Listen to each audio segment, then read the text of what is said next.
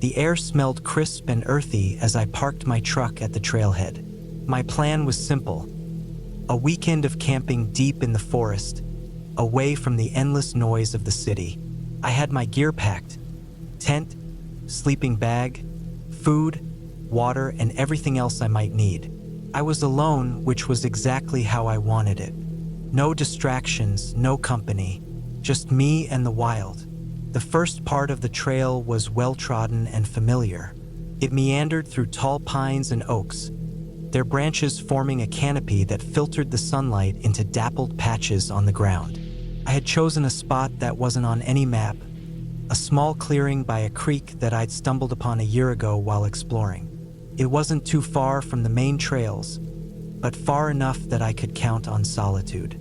As I hiked, the forest grew quieter.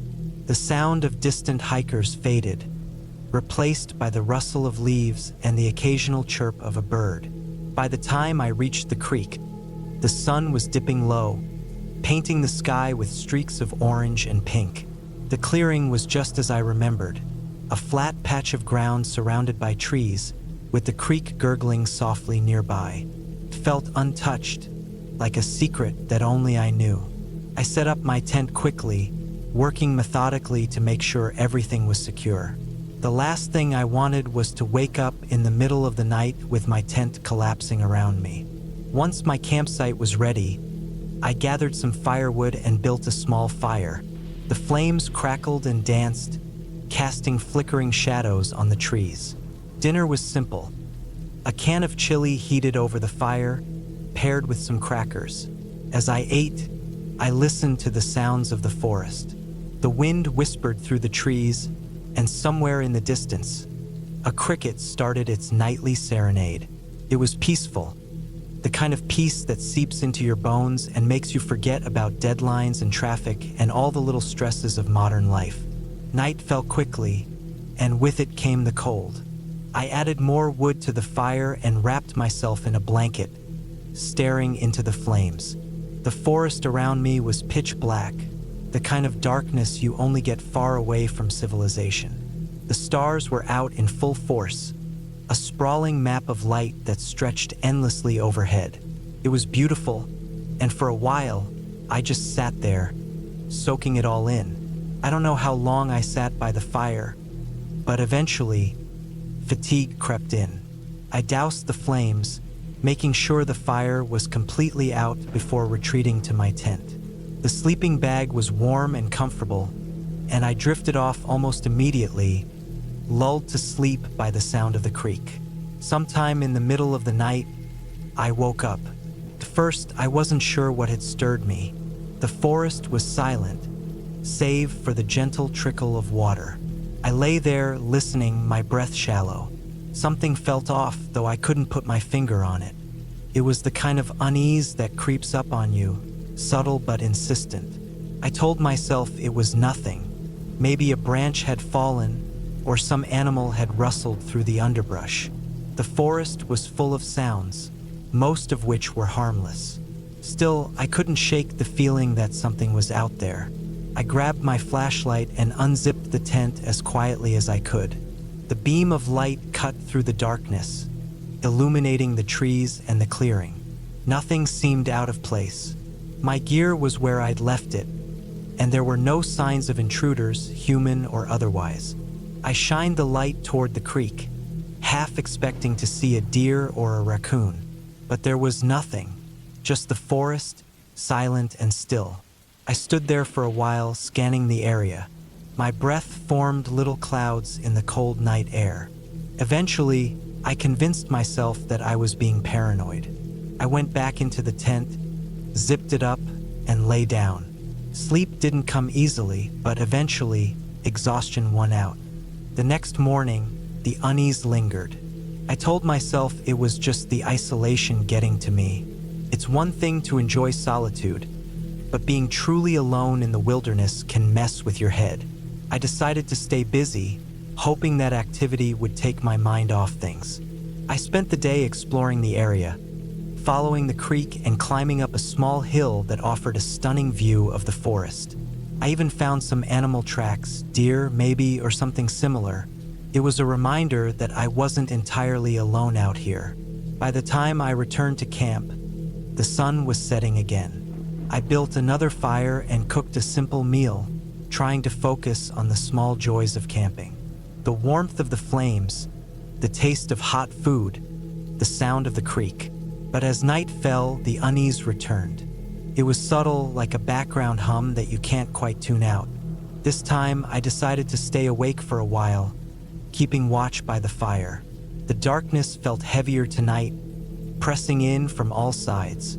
I found myself glancing over my shoulder constantly, my ears straining for any unusual sounds.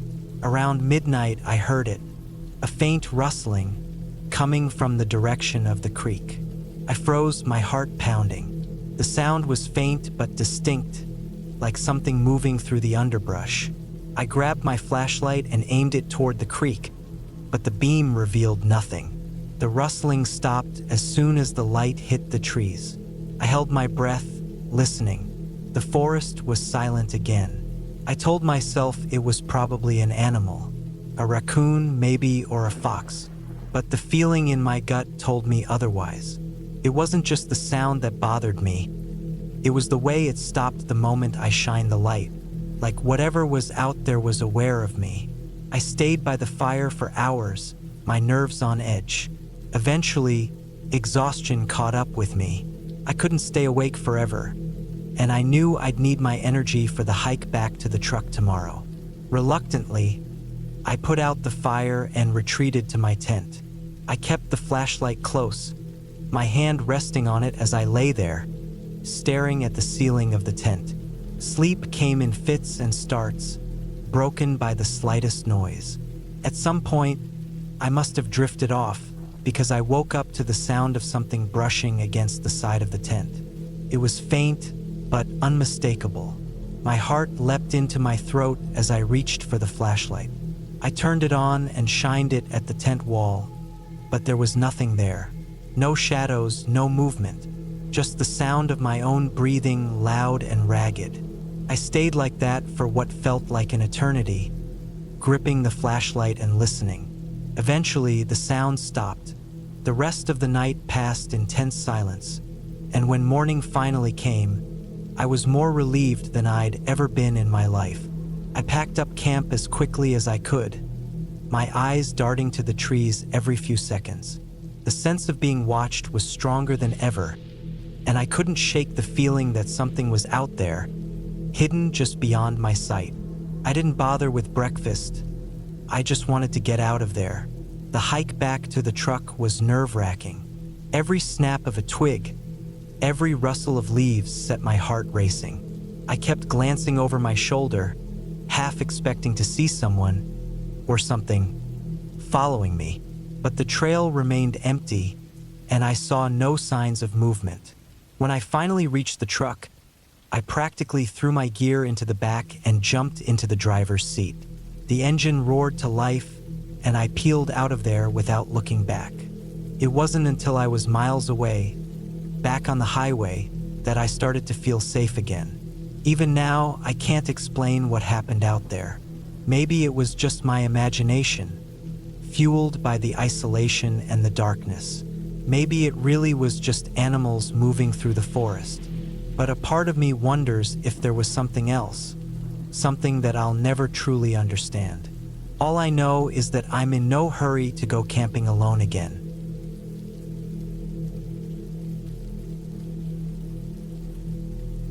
I've always loved being out in nature. There's something calming about the quiet, the smell of pine trees, and the way the stars shine brighter when you're miles away from the city. So when I got a long weekend off work, I decided to pack up my gear and head out to a remote area I'd been wanting to explore for years. It was deep in the mountains, far enough from any marked trails that I figured I'd have total solitude. That was the appeal, really just me and the wilderness. The drive up was uneventful. I had my car packed with everything I'd need: a tent, sleeping bag, enough food and water for a few days, and a small first aid kit just in case. I'd even brought my map and compass, though I also had a GPS as backup. I parked my car at the edge of an old dirt road, where the forest was thickest, shouldered my pack, and started hiking. The first day was perfect. The trail was overgrown, barely visible, which made me feel like I was the first person to walk it in years. I saw deer in the distance, and the occasional squirrel darting up a tree. The air smelled crisp and clean, and the only sounds were the rustle of leaves and the occasional bird call. By late afternoon, I'd found a good spot to set up camp. A small clearing surrounded by tall trees, with a flat patch of ground for my tent. After setting up, I cooked myself a simple meal on my little camping stove and sat back to enjoy the quiet. The sun dipped below the horizon, and the sky turned a deep orange before fading into night. I crawled into my sleeping bag feeling completely at peace. The first night passed without incident. I woke up early, packed up, and continued hiking deeper into the forest. The terrain grew rougher with steep inclines and thick patches of underbrush, but I didn't mind. It made the journey feel like a real adventure. By midday, I'd reached a small stream where I refilled my water bottles and took a break. The water was icy cold, and the sound of it bubbling over rocks was soothing. It wasn't until the second night that I started feeling uneasy. I'd found another clearing to set up camp, this one smaller and more enclosed by trees. As I was setting up my tent, I had the strange feeling of being watched. I'm not usually the paranoid type, but the sensation was hard to ignore. I kept glancing over my shoulder, scanning the trees for any sign of movement. There was nothing, just the wind stirring the branches. Probably just my imagination, I told myself. But that night, as I lay in my tent, I couldn't shake the feeling. Every little sound outside seemed louder, sharper. The rustle of leaves, the snap of a twig. I kept telling myself it was just animals, deer maybe, or raccoons. But my heart wouldn't stop racing. At some point, I must have fallen asleep because I woke up to the sound of something moving outside my tent. It wasn't the soft padding of an animal. It was heavier, slower, like footsteps. My breath caught in my throat, and I lay there, completely still, straining to hear. The sound stopped. I waited, my heart pounding so hard I was sure whatever was out there could hear it. Minutes passed, maybe longer. Finally, I worked up the courage to unzip the tent just a crack and peer outside. The moon was bright enough to cast faint shadows, but I didn't see anything. The forest was still. The next morning, I tried to brush it off. Maybe I'd imagined it, or maybe it was an animal after all, but I couldn't shake the unease. I decided to keep moving to put more distance between myself and whatever had made those sounds. The third day was harder. The terrain was even rougher, and I was starting to feel the strain of carrying my pack for so long. The forest felt different, too. The trees were denser, the light dimmer. It was quiet, too quiet. I realized I hadn't heard any birds all morning. Even the wind seemed to have stopped. By late afternoon, I was exhausted and decided to set up camp early. I found another clearing, smaller than the last, and quickly set up my tent. I ate a cold meal, not wanting to bother with the stove, and crawled into my sleeping bag as soon as the sun set. That night, I woke up to the sound of footsteps again. This time, they were closer. I could hear them circling my tent, slow and deliberate. My heart was in my throat as I reached for the small knife I kept in my pack. I didn't know what I was going to do with it, but holding it made me feel a little less helpless. The footsteps stopped. I held my breath, waiting. Then, out of nowhere, there was a loud snap, like a branch breaking, followed by silence. I lay there for what felt like hours, clutching the knife, every muscle in my body tense. Finally, the first light of dawn crept through the fabric of my tent, and I felt a small measure of relief. When I stepped outside, I saw it, a single, deep footprint in the soft dirt just a few feet from my tent. It was unmistakably human. My stomach dropped. I packed up as quickly as I could and started hiking back the way I'd come. I planned to stay another night, but I wasn't about to stick around. The forest felt oppressive now, the trees looming over me like silent watchers.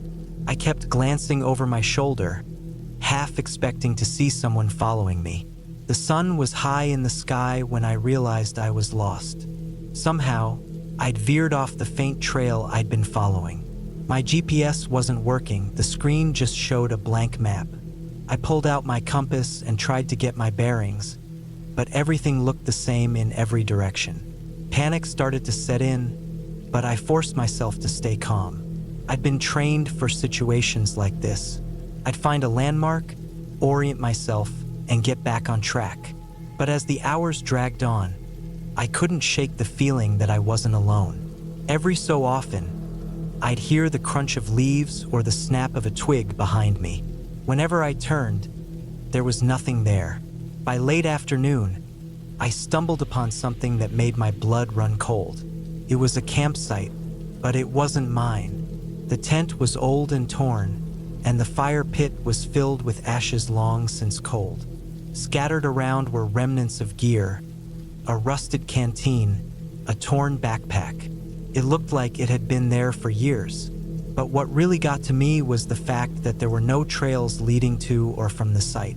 It was like someone had just appeared there. I didn't stick around. I kept moving, my pace quickening despite the weight of my pack. The forest grew darker as the sun dipped lower, and I knew I needed to find shelter before nightfall. I finally found a small outcropping of rocks that offered some cover and decided to make camp there. I didn't bother with the tent. I just unrolled my sleeping bag and sat with my back against the rocks, knife in hand, waiting for the night to pass. That night was the longest of my life. The footsteps came again, circling me in the darkness. I couldn't see anything beyond the faint glow of my flashlight, but I could hear them. Slow, deliberate, unhurried. At one point, they stopped directly behind me, just on the other side of the rocks. I held my breath, clutching the knife so tightly my hand hurt. The footsteps moved on, fading into the distance. But I didn't sleep, couldn't. I just sat there, waiting for the first light of dawn. When morning finally came, I didn't waste any time. I started hiking again, moving as fast as I could. My legs ached, my shoulders were sore, and I was running low on water, but I didn't care. I just wanted to get out of that forest. By some miracle, I eventually found the trail I'd come in on. I almost cried with relief. I followed it back to my car, my pace quickening with every step. When I finally saw the dirt road and the glint of sunlight on my car's windshield, I broke into a run. I didn't stop until I was in the driver's seat, doors locked, engine running. As I drove away, I glanced in the rearview mirror, half expecting to see someone standing at the edge of the trees, watching me. But there was nothing. I don't know who or what was out there with me, and I'm not sure I want to. All I know is that I'll never go camping alone again.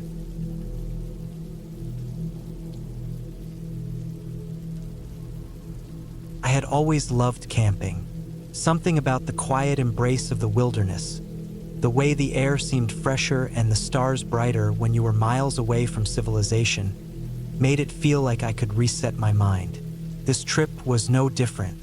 I planned it on a whim, a solo getaway to clear my thoughts after a stressful few months.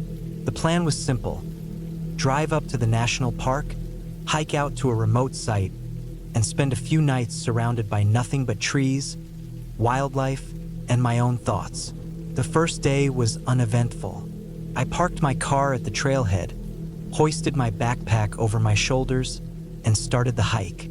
The trail was rugged but manageable, winding through thick forests of pine and birch. The canopy above filtered the sunlight into dappled patches, and the only sounds were the crunch of my boots on the dirt and the occasional rustle of a squirrel or bird. After about 5 miles, I found the perfect spot to set up camp. It was a small clearing near a slow-moving creek, far enough off the main trail that I wouldn't be disturbed by other hikers, but close enough to water that I wouldn't have to worry about running out. I pitched my tent, gathered some firewood, and settled in for the evening. As the sun dipped below the horizon, the forest came alive with the sounds of crickets and frogs. I sat by the fire, ate a simple meal of instant noodles, and stared up at the stars until my eyelids grew heavy. It was peaceful, exactly what I had hoped for. The second day was more of the same. I spent the morning exploring the area around my campsite, following the creek upstream until it widened into a small, clear pool. The water was cold but refreshing, and I spent an hour just sitting by the edge, letting the sun warm my back. By the time I returned to camp, it was late afternoon. I cooked dinner early, wanting to relax by the fire before the night fully set in. That's when I noticed it. At first, it was subtle, a feeling of being watched. I brushed it off as paranoia, a trick of my mind brought on by the solitude. But as the evening wore on, the feeling persisted. It was like an itch I couldn't scratch, a low hum of unease that buzzed at the edge of my awareness. I'd glance up from the fire, expecting to see something, but there was nothing, just the trees and the darkness. I told myself it was fine. I'd read about this before, how isolation could play tricks on your mind, make you feel things that weren't real. I forced myself to focus on the fire, on the sound of the creek, on the rustle of the leaves. But when I finally crawled into my tent and zipped the door shut, I couldn't shake the feeling. I lay there in my sleeping bag, listening to the night, every snap of a twig or rustle of leaves setting my nerves on edge. Eventually, exhaustion won out, and I fell into a fitful sleep. The next morning, I woke up with a start. Something felt off. The air was too still, the usual chorus of birds conspicuously absent. I unzipped the tent and stepped outside, scanning the clearing. Everything looked the same as I had left it, but the unease from the night before lingered. I decided to chalk it up to an overactive imagination and tried to go about my day. But as I moved around the campsite, I started to notice small things that didn't sit right. A rock near the fire pit had been moved. A branch that had been lying on the ground the day before was now propped against a tree. Little things barely noticeable, but enough to make my skin crawl. I told myself it was the wind, maybe an animal. It had to be. Still, I couldn't shake the feeling that I wasn't alone. By midday, I decided to cut the trip short. I packed up my gear, doused the fire, and started back toward the trailhead. The hike out felt different than the hike in. The forest, which had seemed so welcoming just 2 days ago, now felt oppressive. The trees loomed closer, their shadows deeper. Every sound, a bird call, the rustle of leaves, the distant snap of a branch, made me jump. I kept glancing over my shoulder, half expecting to see someone or something following me. But every time I looked, there was nothing there. About halfway back to the trailhead, I stopped to rest.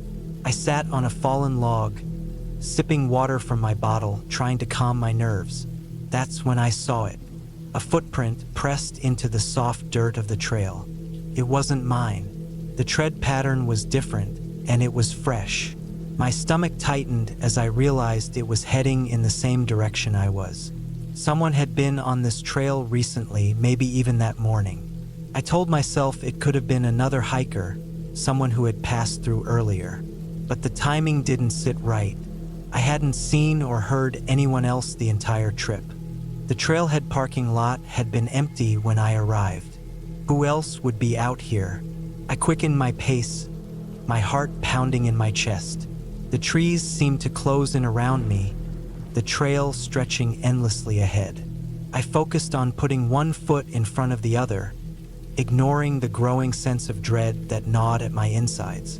I just needed to get back to my car. Once I was out of the woods, everything would be fine. But then I heard it, a branch snapping close behind me. I froze, my breath caught in my throat.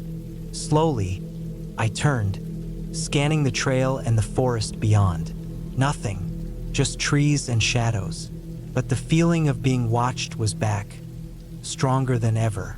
I didn't wait to see what had caused the noise. I broke into a jog, my pack bouncing against my shoulders, the weight of it making my legs ache. The trail blurred as I focused on the ground ahead, desperate to put as much distance as possible between me and whatever was out there. When I finally reached the trailhead, the parking lot was still empty. My car was there, just as I had left it, but the sight of it brought little relief. I threw my pack into the back seat, climbed into the driver's seat, and locked the doors. My hands were shaking as I started the engine and pulled onto the gravel road. It wasn't until I was miles away from the park, the trees giving way to open fields and the sun high in the sky, that I finally started to relax. The tension in my shoulders eased, and I let out a long, shaky breath. I told myself I'd been paranoid, that there was nothing out there, that I'd scared myself into seeing things that weren't real. But when I stopped at a gas station to fill up, I noticed something that made my blood run cold. A handprint, smudged into the dust on the back window of my car. It wasn't mine. I never went camping alone again.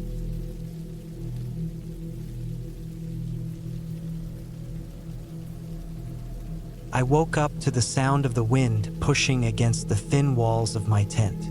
It was a sound I'd heard countless times before, a constant companion on camping trips. But tonight, something about it felt different. It wasn't just the wind. There was an unsettling stillness behind it, an absence of the usual nighttime forest noises that seemed to amplify every creak, every whisper of air through the trees. I had been out here alone for 2 days, deep in the woods of northern Idaho. It was a solo trip I had planned for weeks. The idea was simple: disconnect from everything and find some peace in nature. I'd parked my car miles away and hiked into the wilderness with only the essentials: tent, sleeping bag, food, water, and a small first aid kit. It was supposed to be a break from the constant noise of the world. By the second night, though, I began to question the whole idea. The first day had been uneventful. I set up camp, explored the area, and cooked dinner over a small fire. I even enjoyed the quiet, that rare kind of silence where you can hear your own breathing. But as darkness fell, the isolation started to feel heavy. I kept hearing things, the rustle of leaves, twigs snapping. I told myself it was just animals, maybe a raccoon or a deer, but the sounds had a way of creeping under my skin. By now, it was close to midnight. The fire had burned down to embers, and the temperature had dropped significantly. I was bundled in my sleeping bag, but the chill still seeped through. I thought about packing up and leaving first thing in the morning. Maybe solo camping wasn't my thing after all. That's when I heard it. A distinct sound, different from the wind or the occasional rustle of branches. It was faint at first, a rhythmic crunching noise, like footsteps on dried leaves. My heart began to race as I lay completely still, straining to hear. The sound grew louder, closer, and then it stopped. Dead silence. Even the wind seemed to hold its breath. I told myself it was an animal. It had to be, but deep down I wasn't convinced. The steps were too deliberate, too steady. I reached for the small flashlight I'd kept beside me and clicked it on, the beam cutting through the darkness. The inside of the tent looked normal. My pack in one corner, boots near the entrance. I unzipped the flap just enough to peek outside, the flashlight trembling in my hand. The forest was dense, shadows stretching long and eerie under the pale moonlight. I scanned the trees, searching for movement, but saw nothing. No eyes reflecting the light, no signs of anything unusual. Still, the feeling of being watched was overwhelming. I zipped the tent back up and sat there, heart pounding, trying to convince myself I was imagining things. I don't know how long I sat like that, but eventually, exhaustion won out. I must have dozed off because the next thing I remember is waking up to a different sound. A sharp, metallic clanging noise. My eyes shot open, and for a moment I couldn't place it. Then it hit me. It was the sound of my camping cookware. The mess kit I'd left hanging from a tree branch to keep it away from animals. I grabbed the flashlight again and unzipped the tent quickly this time, the cold air hitting me like a slap. The mess kit was about 20 feet away, swaying slightly, as if something had just brushed against it. My breath formed clouds in the freezing air as I scanned the area. The forest was still, unnervingly so. No wind, no rustling leaves, just silence. That's when I saw them. Footprints in the dirt, leading away from the tree. They were fresh, too fresh to be from earlier in the day. My stomach dropped. They were human footprints, barefoot by the looks of it. The prints were deep, the toes clearly visible. Whoever had made them was close, probably watching me at that very moment. Panic set in. My first instinct was to pack up and leave, but the thought of wandering through the forest in the dark was just as terrifying. I didn't know who or what was out there. Instead, I retreated into the tent, zipped it up tight, and sat with my back against the fabric, clutching the flashlight like a weapon. The hours dragged by. Every noise, the crack of a branch, the whisper of wind, sent a jolt of adrenaline through me. I kept telling myself to stay calm, to think rationally. Maybe it was just a hiker who'd gotten lost or a harmless prank. But the bare footprints didn't make sense. Who walks barefoot in the forest at night? Eventually, the first light of dawn began to filter through the trees. The pale gray of morning brought some relief, but my fear hadn't subsided. I unzipped the tent cautiously and stepped outside, the cold air biting at my skin. The footprints were still there, leading deeper into the woods. I followed them with my eyes until they disappeared into the underbrush. I decided to break camp immediately. As I packed up, I kept glancing over my shoulder, half expecting to see someone emerge from the trees. My hands were shaking as I stuffed the sleeping bag into its sack and dismantled the tent. Every noise, even the sound of my own movements, made me jump. By the time I started hiking back toward the car, the sun was fully up, casting long shadows across the forest floor. I moved quickly, my senses on high alert. The trail felt different in the daylight, less menacing but still far from comforting. Every so often, I'd pause and listen, convinced I was being followed. But the forest remained silent. It wasn't until I reached the car that I allowed myself to breathe again. I tossed my gear into the back seat, climbed in, and locked the doors. My hands were still trembling as I started the engine. As I drove away, I glanced in the rearview mirror, half expecting to see someone standing at the edge of the trail. But there was nothing. The drive back to civilization felt surreal. The events of the night played over and over in my mind, each detail magnified. The footsteps, the clanging mess kit, the bare footprints. None of it made sense. By the time I reached home, I was exhausted, both physically and mentally. I never reported what happened. Who would I even report it to? What would I say? That someone or something was out there in the woods watching me? It sounded ridiculous, even to me, but the experience changed me. I haven't been camping since. The woods, once a place of peace and solitude, now feel like a place where I don't belong. I still think about those footprints sometimes, about who or what might have been out there that night. Maybe it was just a lost hiker. Maybe it was something more sinister. I'll never know, and maybe that's for the best. All I know is that I was lucky to get out of there, and I'll never take the quiet of the woods for granted again.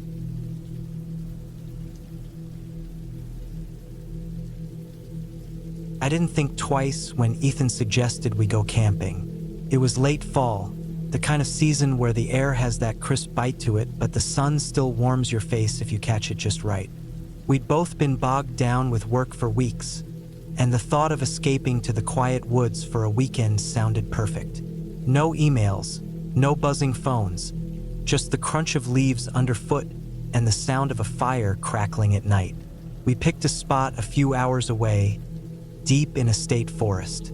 It wasn't an official campground, which made it even better in our eyes. No noisy families or RV generators, just raw, untouched nature. Ethan found the spot on some hiking forum, and the pictures looked incredible. A small clearing near a river, surrounded by towering pines. It was far off any main trail, which meant solitude. The drive out there was uneventful. We left early Saturday morning, stopping only once for gas and snacks. By the time we reached the forest entrance, the sun was already climbing higher in the sky.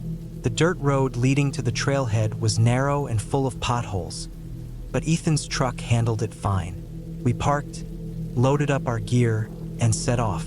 The hike to the campsite was about 5 miles, and the trail was rough, more of a suggestion than an actual path. Fallen branches and overgrown brush slowed us down, but we didn't mind. The deeper we went, the quieter everything became. By the time we reached the clearing, it felt like we were 100 miles from civilization. No cars, no voices, just the occasional rustle of leaves and the distant rush of the river. The spot was even better than the pictures.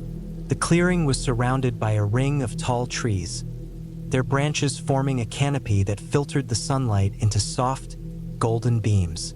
The river wasn't more than 50 yards away, its water clear and cold.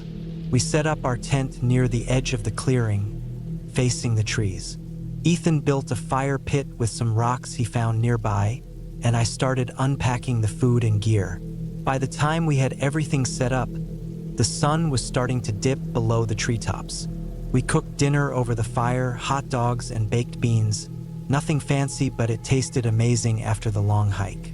The warmth of the flames felt good against the cool night air, and the stars began to poke through the darkening sky. It was the kind of peaceful moment I'd been craving for weeks. After dinner, we sat by the fire for a while, just staring into the flames and listening to the sounds of the forest.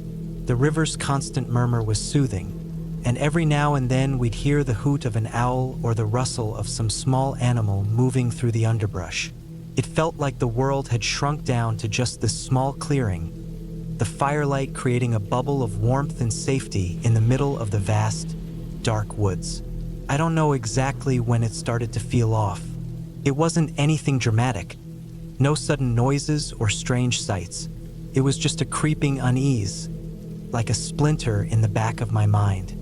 I chalked it up to being out of my element. I wasn't a seasoned camper by any means, and the isolation was a bit unnerving if I let myself think about it too much. I shook it off and decided to call it a night. We doused the fire and crawled into the tent. The sleeping bags were warm and comfortable, and exhaustion from the day's hike hit me like a wave. Ethan was snoring softly within minutes, but I couldn't fall asleep right away. The quiet was so intense it felt almost loud, if that makes sense. Every rustle of leaves or snap of a twig seemed amplified, and my mind kept conjuring up images of bears or coyotes lurking just beyond the tree line. I reminded myself that we'd hung our food in a bear bag far from the tent, and that predators rarely approached humans. Still, I couldn't shake the feeling that something was off. Sometime in the middle of the night, I woke up. I didn't know what had stirred me at first. The tent was pitch black, and Ethan was still snoring softly beside me. I lay there, trying to pinpoint what had dragged me out of sleep.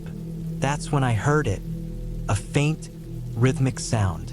It was coming from outside the tent, somewhere in the clearing. Top, top, top. Pause. Top, top, top. My heart started pounding.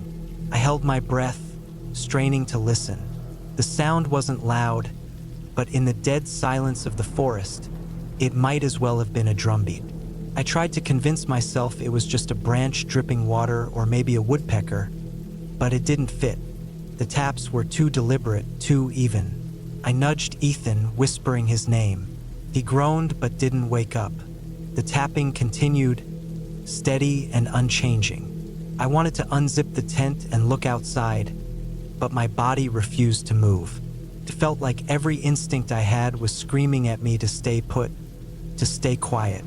Eventually, the sound stopped. I lay there for what felt like hours, ears straining for any other noises, but none came. I must have fallen back asleep at some point because the next thing I knew, sunlight was streaming through the tent.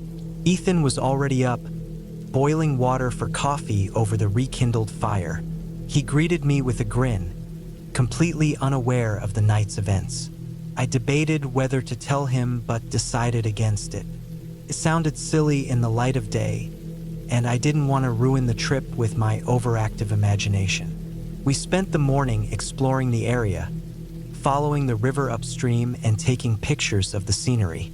The unease from the night before lingered in the back of my mind, but I did my best to ignore it. By afternoon, the sun had warmed the air, and the forest felt almost welcoming. We found a small waterfall about a mile from camp and spent a couple of hours there, just sitting on the rocks and letting the sound of the rushing water wash over us. When we got back to camp, we noticed something odd.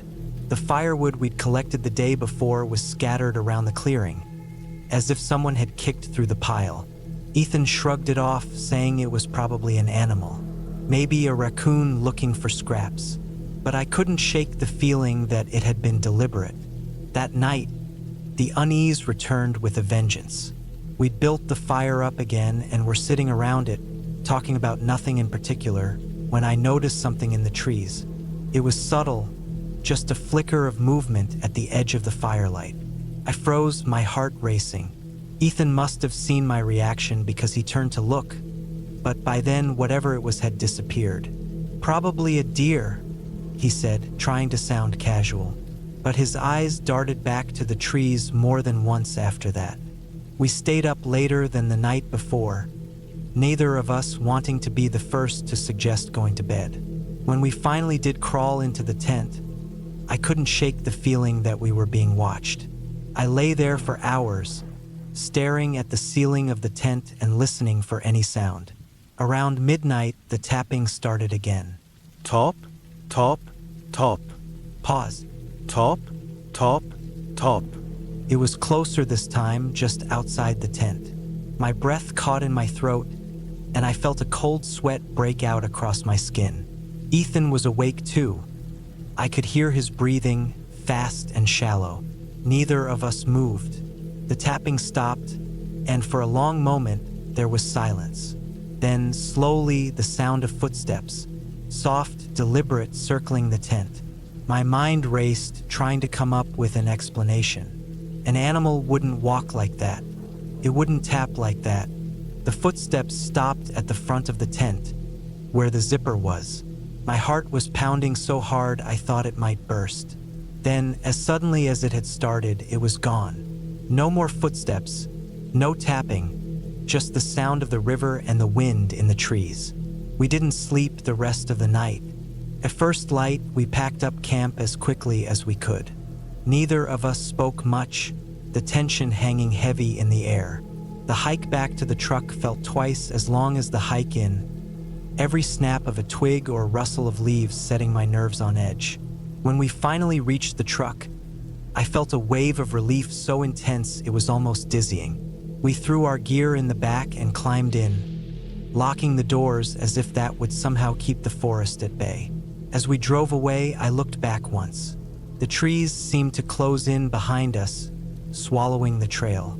We never figured out what it was. Maybe it was just some overzealous hiker messing with us, or maybe my imagination had gotten the better of me.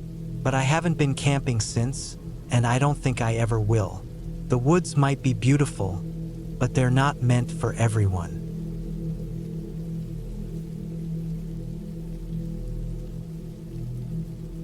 I decided to head out on a solo camping trip to clear my mind. It wasn't my first time camping alone, but it was the first time I'd ventured this deep into the woods. I picked a remote spot I'd found online, a place tucked away in a dense forest with no cell service and miles from the nearest town. It sounded perfect. I wanted peace and quiet, away from the noise of the world. The drive to the trailhead took a couple of hours, winding through narrow roads that cut through hills and valleys.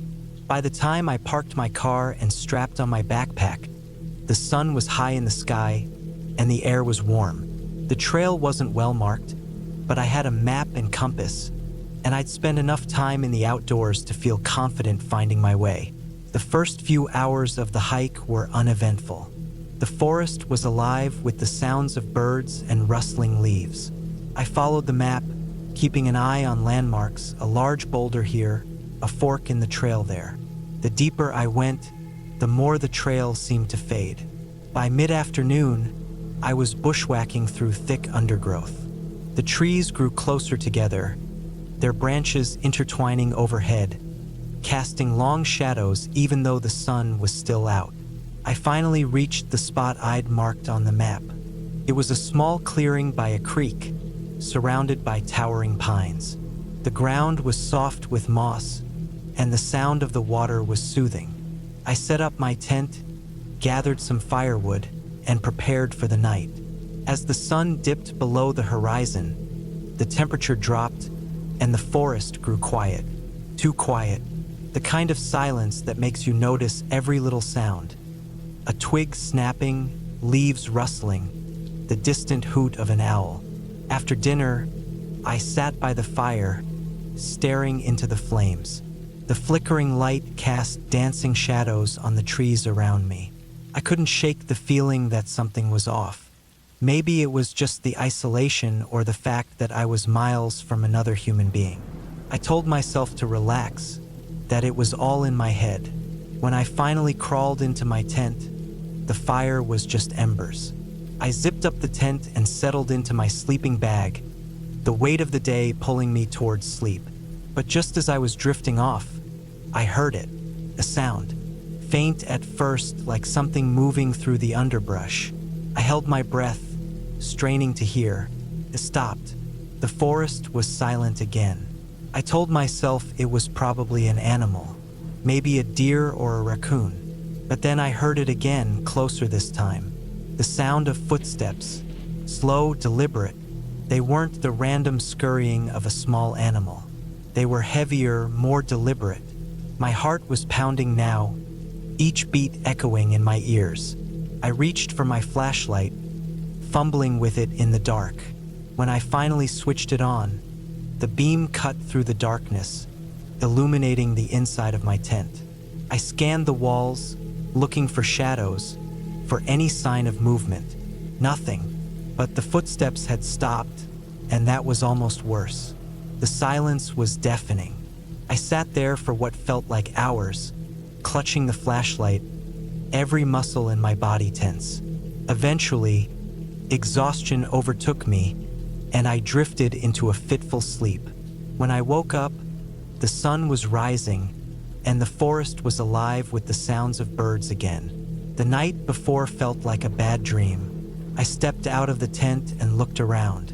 Everything seemed normal, but I couldn't shake the feeling that I was being watched. As I was packing up my gear, I noticed something strange. The firewood I'd gathered the night before was gone. Not scattered or half-burned, just gone. I stared at the spot where the fire had been, trying to make sense of it. Maybe an animal had dragged it off. But all of it, I decided to move on. The unease from the night before hadn't left me, and I didn't want to spend another night in that spot. I checked the map and planned a route that would take me to another clearing a few miles away. As I hiked, I kept glancing over my shoulder, feeling like I wasn't alone. But every time I stopped to listen, the forest was still. By midday, I reached the next clearing. It was smaller than the first, but still a good spot. I set up camp and tried to shake off the paranoia that had been building all day. I told myself that I was letting my imagination get the best of me. People camped in the woods all the time without any issues. I wasn't special. That night, the unease returned. I'd built another fire and was sitting by it when I heard a sound. Not footsteps this time, but something else. A soft, rhythmic tapping. It was faint, barely audible over the crackling of the fire. I turned my head, trying to pinpoint the direction it was coming from, but it seemed to be all around me. I grabbed my flashlight and scanned the trees. The beam of light revealed nothing but trunks and branches. The tapping stopped. I sat there, frozen, every nerve in my body on edge. And then I saw it. Not a person, not an animal, just a shape, a dark silhouette, barely visible through the trees. It was there for a moment and then it was gone. I didn't sleep that night. I sat by the fire until it burned out, clutching my flashlight and my camping knife. Every sound made me jump. The wind rustling the leaves, the creak of a branch. By the time the sun rose, I'd made up my mind. I was leaving. I didn't care about the rest of the trip. I just wanted to get out of those woods. I packed up my gear as quickly as I could and started hiking back toward the trailhead. The forest seemed darker than before, the trees more imposing. I felt like I was being followed, but every time I turned around, the trail behind me was empty. The hike back was grueling. My legs felt heavy, my chest tight. I kept telling myself that I was imagining things, that I was just spooking myself. But the feeling of being watched never went away. As I got closer to the trailhead, I started to hear it again. The footsteps. They were faint at first, but they grew louder, faster, as if whoever or whatever it was didn't care about being quiet anymore. I broke into a run, my heart pounding in my chest. The trailhead was just ahead. My car parked at the edge of the dirt lot. I didn't look back. I didn't want to see what was behind me. I reached the car, threw my gear into the back seat, and jumped in. My hands were shaking so badly that it took me a few tries to get the key into the ignition. As I drove away, I glanced in the rearview mirror. The trailhead was empty. No sign of anyone or anything. But I didn't feel safe until I was miles away, the forest a distant blur in my rearview. I've thought about that trip a lot since then. I don't know what I saw or what I heard. Maybe it was just my mind playing tricks on me, the isolation getting to me. Or maybe there was someone out there, someone who didn't want me in their woods. I'll never know. But one thing is certain. I'll never go camping alone again.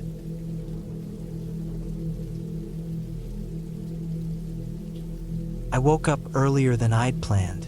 The cold crept through my sleeping bag, biting at my face and hands. It wasn't fully light yet, but the faint blue of dawn was starting to stretch across the sky. The forest around me was quiet. Not the peaceful kind of quiet, but the kind that feels like everything is holding its breath. I'd been out here for 2 nights already, trying to get away from the noise and chaos of the city, but something about this morning felt off. I crawled out of the tent, careful not to make too much noise. The ground was damp with dew, and my boots squelched slightly as I slid them on. The campsite was as I left it. A small clearing surrounded by towering pines, with my little tent pitched near a flat rock and a makeshift fire pit in the center. The firewood I'd gathered the night before was still stacked neatly by the pit, untouched. But the air felt heavy, like something unseen was pressing down on me. I shrugged it off. Maybe it was just the isolation getting to me. I hadn't seen another person since I left the trailhead, and though I'd picked this spot for its remoteness, I hadn't realized how unsettling it would feel to be so completely alone. No cars, no voices, no hum of electricity. Just me and the forest. After a quick breakfast of granola bars and lukewarm instant coffee, I decided to do some exploring. I'd read that there was a creek about half a mile from here, and I figured finding it would give me something to do. I packed a small bag with water, my phone, and a knife, just in case, and set off. The forest felt different during the day. The early sunlight filtered through the trees, casting long, shifting shadows on the ground. Birds chirped high above, and the occasional rustle of leaves hinted at squirrels or other small animals going about their business. Still, I couldn't shake the feeling that I was being watched. Every so often, I'd glance over my shoulder, expecting to see something. But there was nothing there, just trees and more trees. I found the creek after about 20 minutes of walking. It wasn't much. A narrow stream of clear, cold water trickling over smooth stones. But it was enough to make me feel a bit more grounded. I knelt by the edge, cupping my hands to drink. The water was icy, and it tasted cleaner than anything I'd had in years. For a moment, I felt a sense of calm, like the forest was welcoming me instead of trying to unnerve me. That calm didn't last long. As I straightened up, I noticed something caught on a branch just upstream. It looked like a piece of fabric, torn and fluttering slightly in the breeze. Curious, I waded through the shallow water to get a closer look. It was a scrap of dark green material, frayed at the edges. Could have been from a jacket or a backpack, but it was old, the color faded, the fibers brittle. I turned it over in my hands, wondering how long it had been there and who might have left it. That's when I saw the footprints. They were faint but unmistakable, pressed into the muddy bank of the creek. They didn't look fresh. The edges were soft, and a thin layer of silt had settled over them. But they were definitely human. My first thought was relief. Maybe I wasn't as alone out here as I'd thought. But that relief quickly turned to unease. The prints weren't heading toward the creek. They were leading away from it, deeper into the forest. And they were small, like they'd been made by a child. I stood there for a while, staring at the footprints. Part of me wanted to follow them, to see where they led, but another part of me, the smarter part, I'll admit, told me to leave it alone. This wasn't my business. Whoever made those prints was long gone, and the last thing I needed was to get myself lost chasing ghosts. Still, I couldn't shake the feeling that I'd stumbled onto something I wasn't supposed to see. I headed back to camp, moving faster than I'd intended. The forest didn't seem as welcoming anymore. Every crack of a twig, every rustle of leaves, set my nerves on edge. By the time I reached the clearing, I was sweating despite the cool morning air. I dropped my bag by the tent and sat down on the rock, trying to collect myself. It was probably nothing, I told myself. Just some old footprints and a piece of fabric. Nothing to worry about. But the feeling of being watched was stronger now. I couldn't ignore it anymore. My eyes kept darting to the tree line, searching for movement. I didn't see anything, but that didn't mean nothing was there. The forest was dense, full of places to hide. I'd chosen this spot because it was so secluded, but now that seclusion felt like a trap. I decided to stay close to camp for the rest of the day. I busied myself with small tasks, gathering more firewood, boiling water, checking my gear, anything to keep my mind occupied. But no matter what I did, I couldn't shake the feeling that something was out there, just beyond my line of sight, watching, waiting. As the sun dipped lower in the sky, the unease turned to dread. The shadows grew longer, stretching across the clearing like dark fingers. I built up the fire, the flames crackling and spitting as I fed them sticks and dry leaves. The light and warmth were comforting, but they only went so far. The darkness beyond the firelight felt alive, pressing in on me from all sides. I didn't sleep that night. I sat by the fire, clutching the knife from my bag, my eyes darting to every sound. The forest was alive with noise, the hoot of an owl, the rustle of leaves, the distant snap of a branch, but none of it felt natural. It was too deliberate, too calculated, like something was trying to keep me on edge. When dawn finally came, I packed up my camp in record time. I didn't care about breakfast or coffee. I just wanted to get out of there. The hike back to the trailhead was grueling, every step weighed down by the feeling that I was being followed. I didn't look back. I didn't want to know what I might see. When I finally reached my car, I threw my gear in the trunk and got behind the wheel, my hands shaking as I fumbled with the keys. As I drove away, the tension in my chest slowly eased, replaced by a profound sense of relief. I didn't know what I'd encountered out there, if anything, but I knew one thing for sure. I wouldn't be coming back. Back in the safety of my apartment, the forest felt like a distant memory, a bad dream that faded with the light of day. But every so often, I'd catch myself glancing over my shoulder, half expecting to see those faint footprints trailing behind me.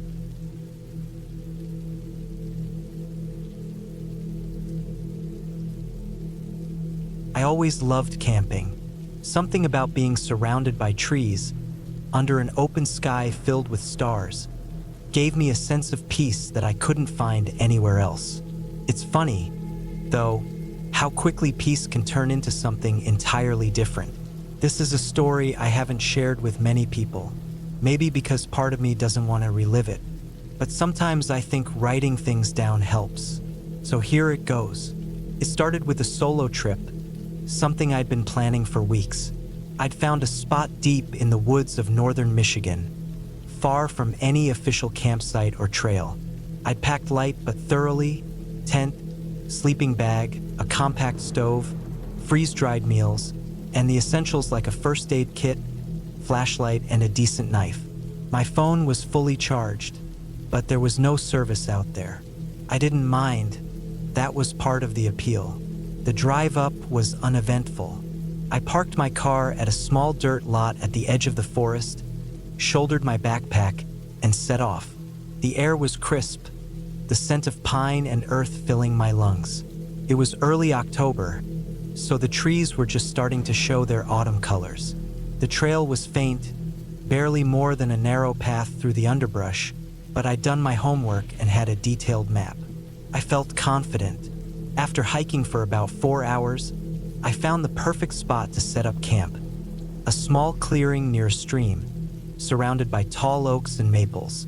The ground was relatively flat, and there were no signs of recent activity, human or animal. It felt secluded, peaceful. I pitched my tent, gathered some dry wood for a small fire, and settled in for the evening. As the sun dipped below the horizon, the temperature dropped quickly. I lit the fire, boiled water for my dehydrated dinner, and sat back to enjoy the silence. The only sounds were the crackling of the fire and the occasional rustle of leaves as the wind moved through the trees. It was perfect.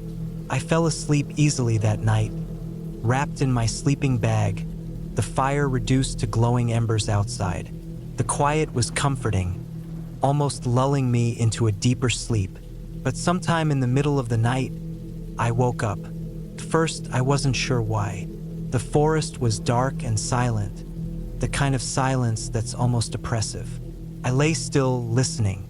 Then I heard it, a faint snapping sound, like a twig breaking underfoot.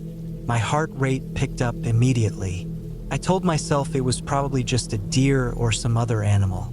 But then I heard it again, closer this time. A deliberate sound, not the random noise of an animal moving through the underbrush. I stayed completely still, my ears straining to pick up anything else. Another snap, followed by what sounded like a soft, almost rhythmic crunching footsteps. Someone was out there. My mind raced.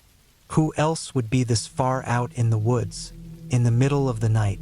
I reached for my flashlight, trying to stay as quiet as possible. The beam of light cut through the darkness as I pointed it toward the direction of the sound. Nothing, just trees and shadows. I held my breath, listening. The footsteps had stopped. I didn't sleep much after that. I stayed awake, clutching the flashlight and my knife, every nerve on edge. But nothing else happened that night. By the time dawn broke, I had almost convinced myself that I'd imagined the whole thing. Maybe I'd been dreaming and the sounds had been part of it. It was plausible, but I couldn't shake the unease that lingered. The next day, I decided to explore the area a bit more, trying to push the previous night's events out of my mind. The forest was beautiful in the daylight, the sunlight filtering through the canopy in golden beams. I followed the stream for a while, taking in the sights and sounds. It was peaceful again, and I started to relax. But then I found something that made my stomach drop. About a mile from my campsite, I came across a tree with deep, deliberate gouges in the bark, as if someone had taken a knife to it. The marks weren't random. They were parallel, evenly spaced. They didn't look like the work of an animal. I told myself it could have been an old mark from a hunter or someone passing through, but it looked fresh. The edges of the cuts were clean, not weathered or softened by time. I felt the unease creeping back in. Still, I tried to shake it off and headed back to camp. The rest of the day passed without incident. I cooked another simple meal, read a bit from the paperback I'd brought, and watched the fire as the sun set. But when night fell, the unease returned in full force. I couldn't help but think about the footsteps, the marks on the tree. I kept the fire burning brighter and longer than I usually would, as if it could keep whatever was out there at bay. It was well past midnight when I heard the footsteps again. This time they were unmistakable, slow, deliberate, circling the edge of my campsite. My heart was pounding so hard I thought it might drown out the sound. I grabbed my flashlight and knife again, every muscle tense. "Who's there?" I called out, my voice shaking despite my effort to sound firm. No response, just the sound of footsteps, stopping and starting, always just beyond the reach of my flashlight's beam. I felt a chill run down my spine. Whoever it was, they were toying with me. I stayed awake all night, clutching the knife and flashlight, the fire burning low but still alive. The footsteps eventually stopped, but I couldn't bring myself to relax. As soon as the first light of dawn broke through the trees, I made the decision to pack up and leave. As I was taking down my tent, I noticed something that made my blood run cold.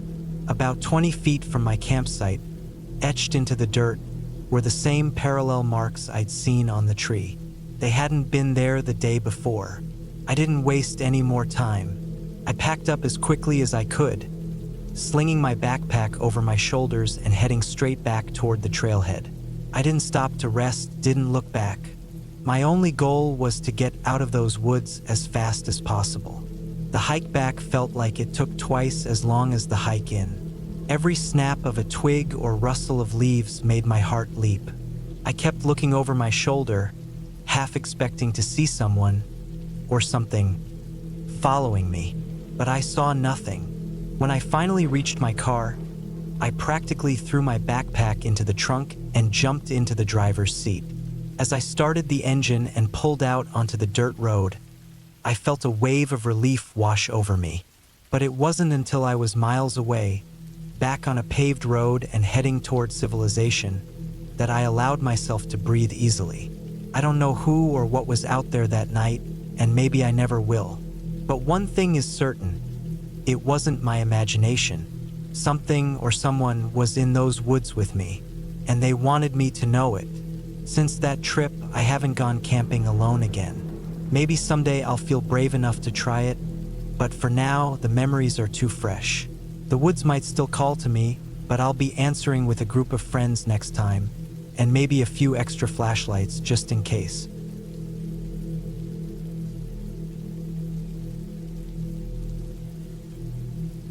It was supposed to be a simple weekend getaway. Me, a tent, and the stillness of the woods. I had planned it for weeks, imagining myself sitting by a fire, listening to the crackle of burning wood, and letting the stress of work melt away under the canopy of stars. The forecast called for clear skies, and my campsite was in a remote area of the national forest, far from the popular trails. That was exactly what I wanted. Solitude.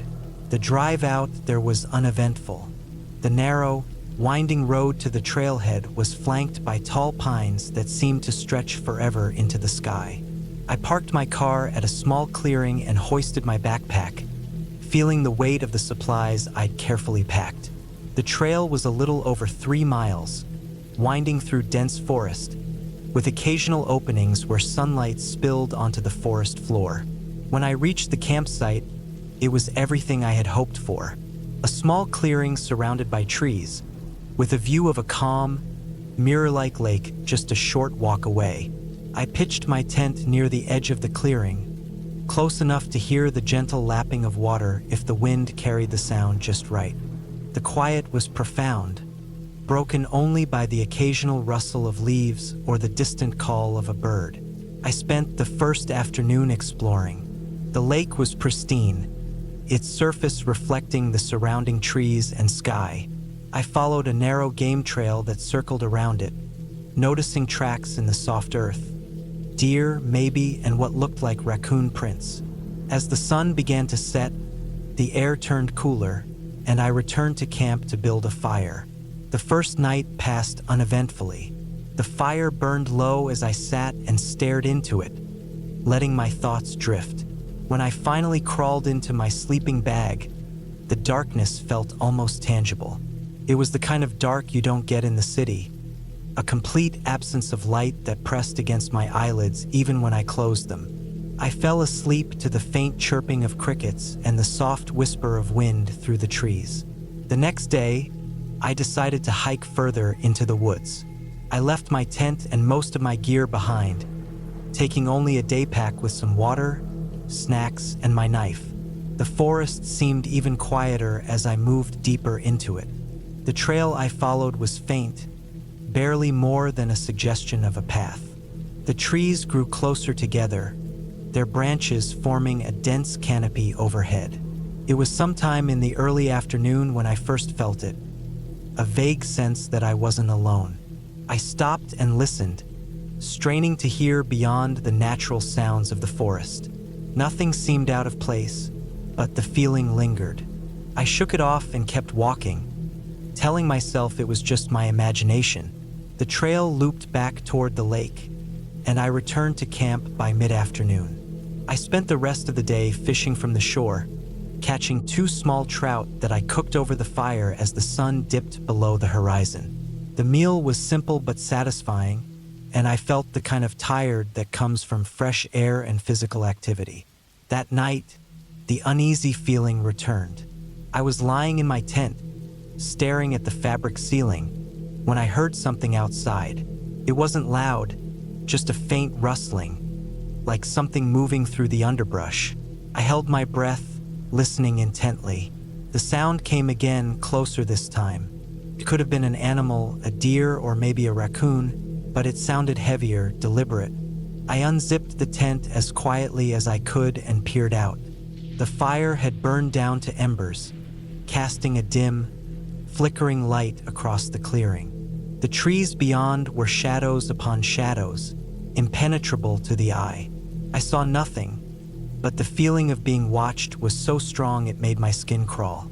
I stayed like that for a while, staring into the darkness, before finally retreating back into the tent. I didn't sleep much that night. The next morning, I searched the perimeter of my campsite. The ground was soft in places and I found tracks, large ones. They were too big to be a deer, with a shape that didn't match any animal I could think of. I took a photo with my phone, though I wasn't sure what I'd do with it. Maybe show it to a ranger when I got back. I spent the day close to camp, chopping wood and keeping the fire going. The forest seemed different, less inviting. The stillness that had been soothing now felt oppressive, the quiet too complete. By late afternoon, clouds had rolled in, and the air was heavy with the promise of rain. I decided to turn in early, hoping to get an early start back to the car the next morning. The rain began just after dark, a steady patter that grew into a downpour. The sound of it on the tent was loud, masking any other noises. I told myself it was a good thing. If anything was out there, I wouldn't hear it. But that thought wasn't as comforting as I'd hoped. I lay awake for hours, listening to the rain and the occasional crack of thunder. Sometime in the middle of the night, I woke suddenly. At first, I wasn't sure why, but then I noticed the sound. The rain had stopped, leaving an eerie silence in its wake. And there it was again, that rustling, closer this time. It wasn't the random noise of an animal moving through the woods. It was deliberate, the sound of something circling my tent. I sat up, my heart pounding, and reached for my knife. My flashlight was in the corner of the tent, and I grabbed it with trembling hands. I unzipped the tent just enough to shine the beam outside. The light cut through the darkness, revealing the wet ground and the faint steam rising from the cooling embers of the fire. The forest beyond was a wall of black. And then I saw it, a figure, just at the edge of the clearing, standing motionless. It was human-shaped, but I couldn't make out any details.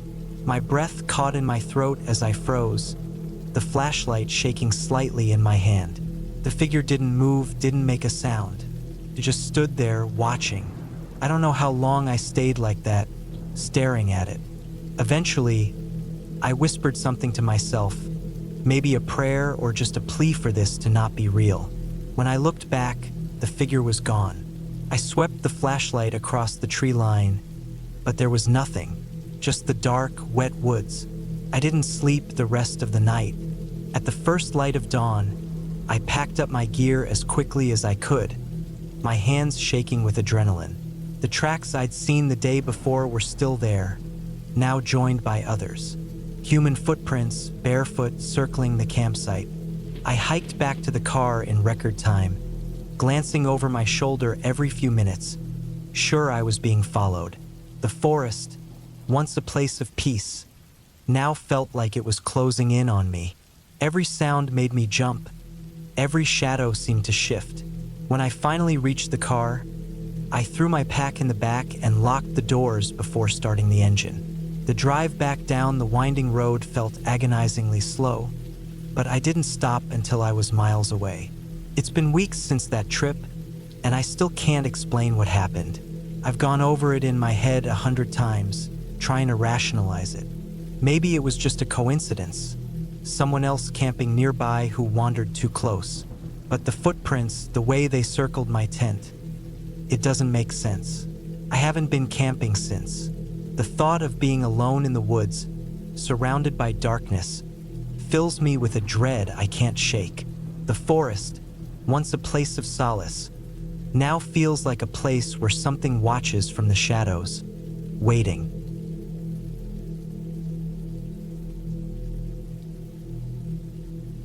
I remember the trip like it happened yesterday. The way the air smelled, how the cold nipped at my nose as I pulled my backpack tighter against my shoulders, and the crunch of leaves under my boots as I walked deeper into the woods. I'd been planning this solo camping trip for months. It wasn't just about getting away. It was about proving something to myself, that I could handle being alone, away from the noise of the world, away from the distractions. Just me, nature, and the silence.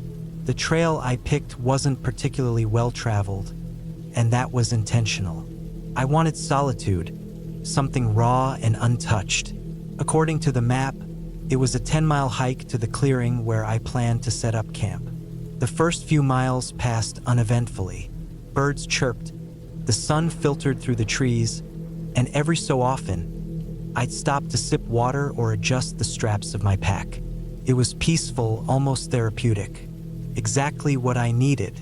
By the time I reached the clearing, the sun had dipped lower in the sky, casting long shadows across the forest floor. The clearing was perfect, a flat expanse surrounded by towering pines, with a small creek running along one edge. I set my pack down and got to work. Pitching the tent was straightforward, and soon enough, I had my little home for the night.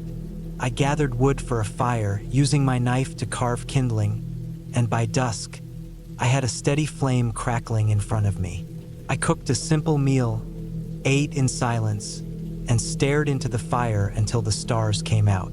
It was around then that I started to feel, not uneasy exactly, but aware of how quiet it was, the kind of quiet that presses against your eardrums.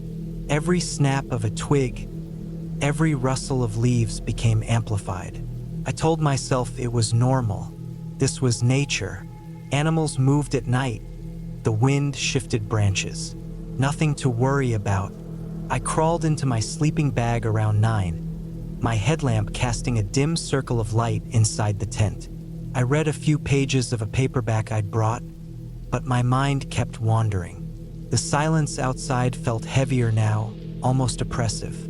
Eventually, I turned off the lamp and closed my eyes. I don't know how long I slept, But something woke me, a sound. It wasn't loud, more like a faint rustling. My first thought was an animal, maybe a raccoon sniffing around for food. I stayed still, listening. The rustling grew louder, moving closer to the tent. I felt my heartbeat quicken. I told myself to relax, to stay calm. I packed bear spray, a knife, even a small air horn. I wasn't defenseless. Then, the rustling stopped, and the silence returned. I let out a breath I hadn't realized I was holding. Probably just a curious animal that got spooked, I thought. I rolled over and tried to go back to sleep. The next morning, I stepped out of the tent to find the ground around my campsite disturbed. Small twigs and leaves were scattered in odd patterns, like something had been moving around during the night. I didn't see any tracks, nothing definitive. Anyway, it was unsettling, but I convinced myself it was harmless. I made coffee, ate breakfast, and decided to spend the day exploring the area. I had no plans to leave until the following morning, and I wasn't about to let a little nighttime noise ruin the trip. The woods were beautiful in the daylight. I followed the creek upstream for a while, stopping to take pictures and jot down notes in a small journal I'd brought. By noon, I'd wandered far enough that I had to use my compass to find my way back to the campsite.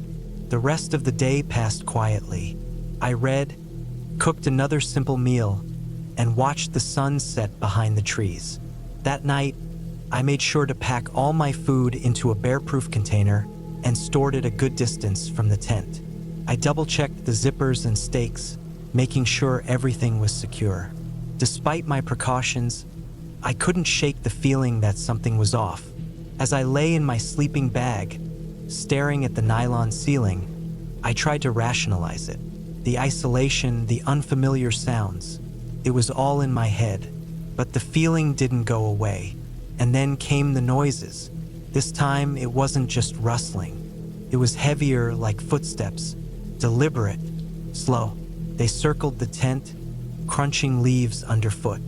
My heart pounded so hard I could hear it in my ears.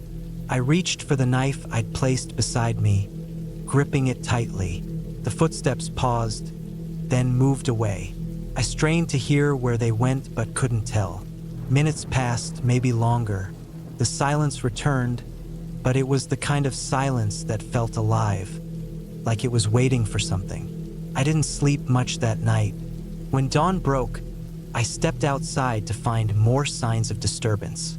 The ground near the tent was scuffed up, and a pile of stones I'd used to border the fire pit had been knocked over.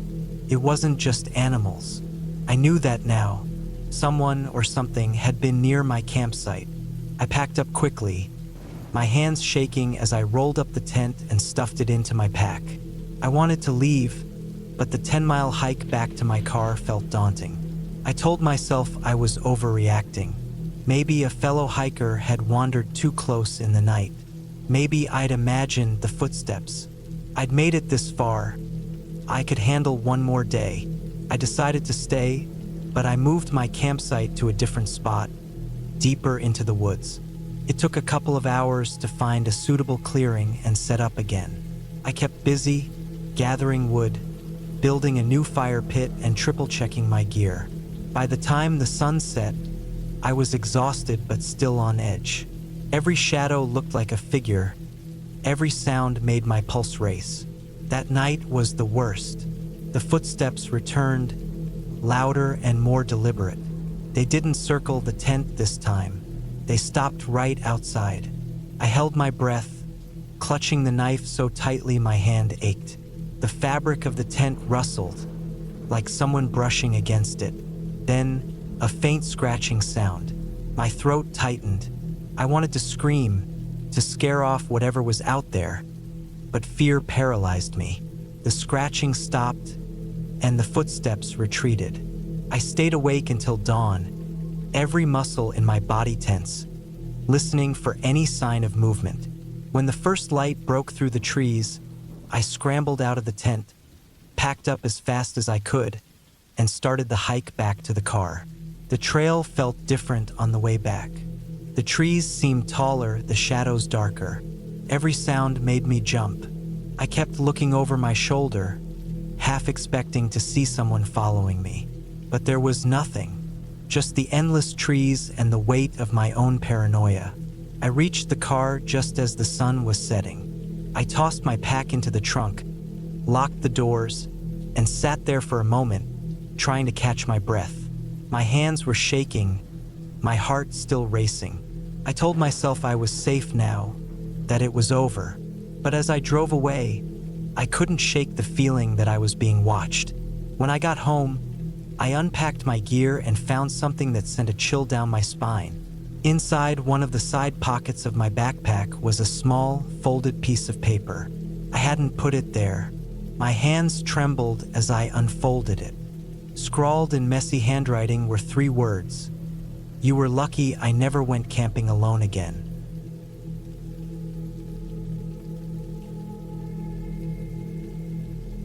It started as a trip to unwind, a chance to disconnect from the constant buzz of the city.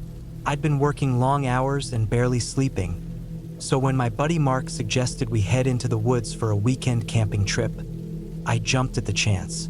I packed light, a tent, a sleeping bag, some basic tools, and enough food to get by.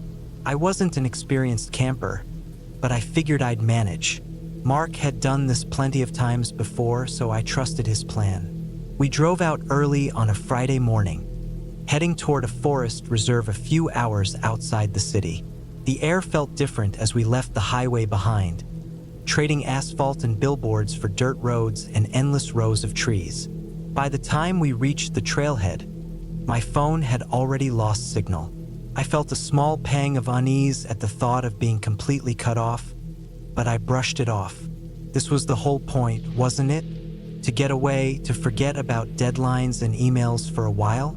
Mark had chosen a spot deep in the woods, far from the more popular campsites. He'd promised it would be quieter, more secluded. As we hiked, I noticed how quickly the sounds of the road faded away. The deeper we went, the quieter it got, except for the occasional rustle of leaves or the distant chirp of birds. I tried to focus on the fresh air, the sunlight filtering through the canopy, but there was something about the silence that made me uneasy. It felt heavy, like the forest was holding its breath. By mid-afternoon, we reached the clearing where we'd set up camp. It was a small, flat patch of ground surrounded by tall trees. A narrow creek ran nearby, the water clear and cold. Mark immediately got to work setting up his tent, and I followed his lead. I fumbled with the poles and stakes, feeling clumsy under his watchful eye, but eventually, I managed to get the thing upright. We spent the rest of the day exploring the area, gathering firewood, and settling in. The woods were dense, the trails barely visible under layers of fallen leaves. Mark seemed at ease, pointing out different plants and animal tracks, but I couldn't shake the feeling that we were being watched.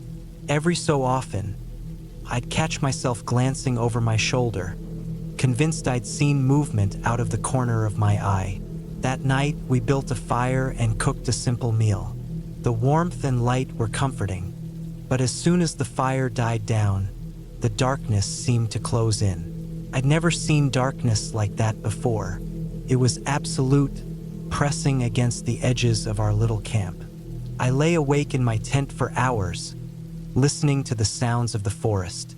Every crack of a branch or rustle of leaves set my nerves on edge. I told myself it was just animals, raccoons, maybe, or deer, but my imagination kept running wild. The next day, we hiked further into the woods. Mark wanted to check out a small lake he'd heard about from a friend. The trail was rough, barely more than a game path, and I struggled to keep up. The forest seemed darker here, the trees growing closer together. The air felt cooler, damp.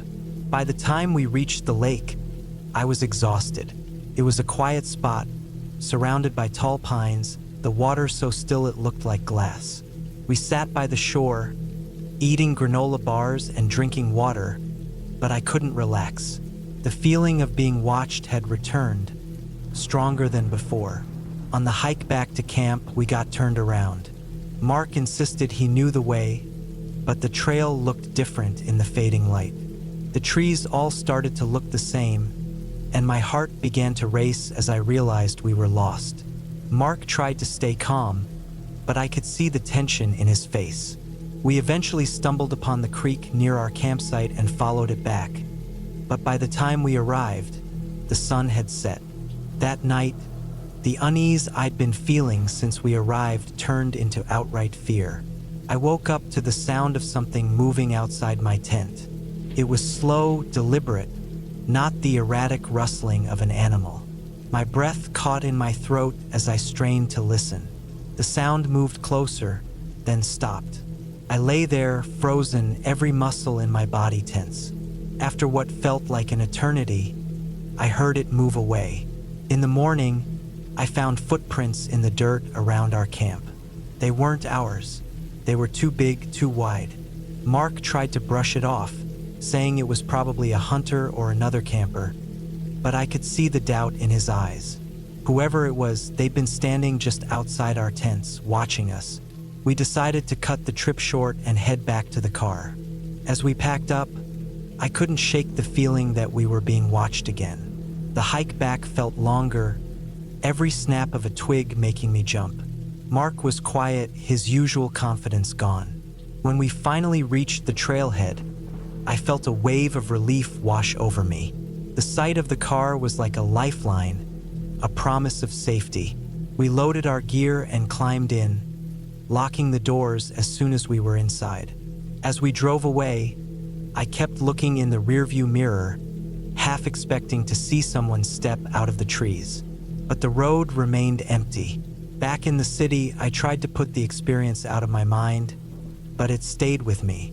The woods had felt wrong, like they didn't want us there. I still don't know who or what was out there with us, but I've never been camping since, and I don't think I ever will.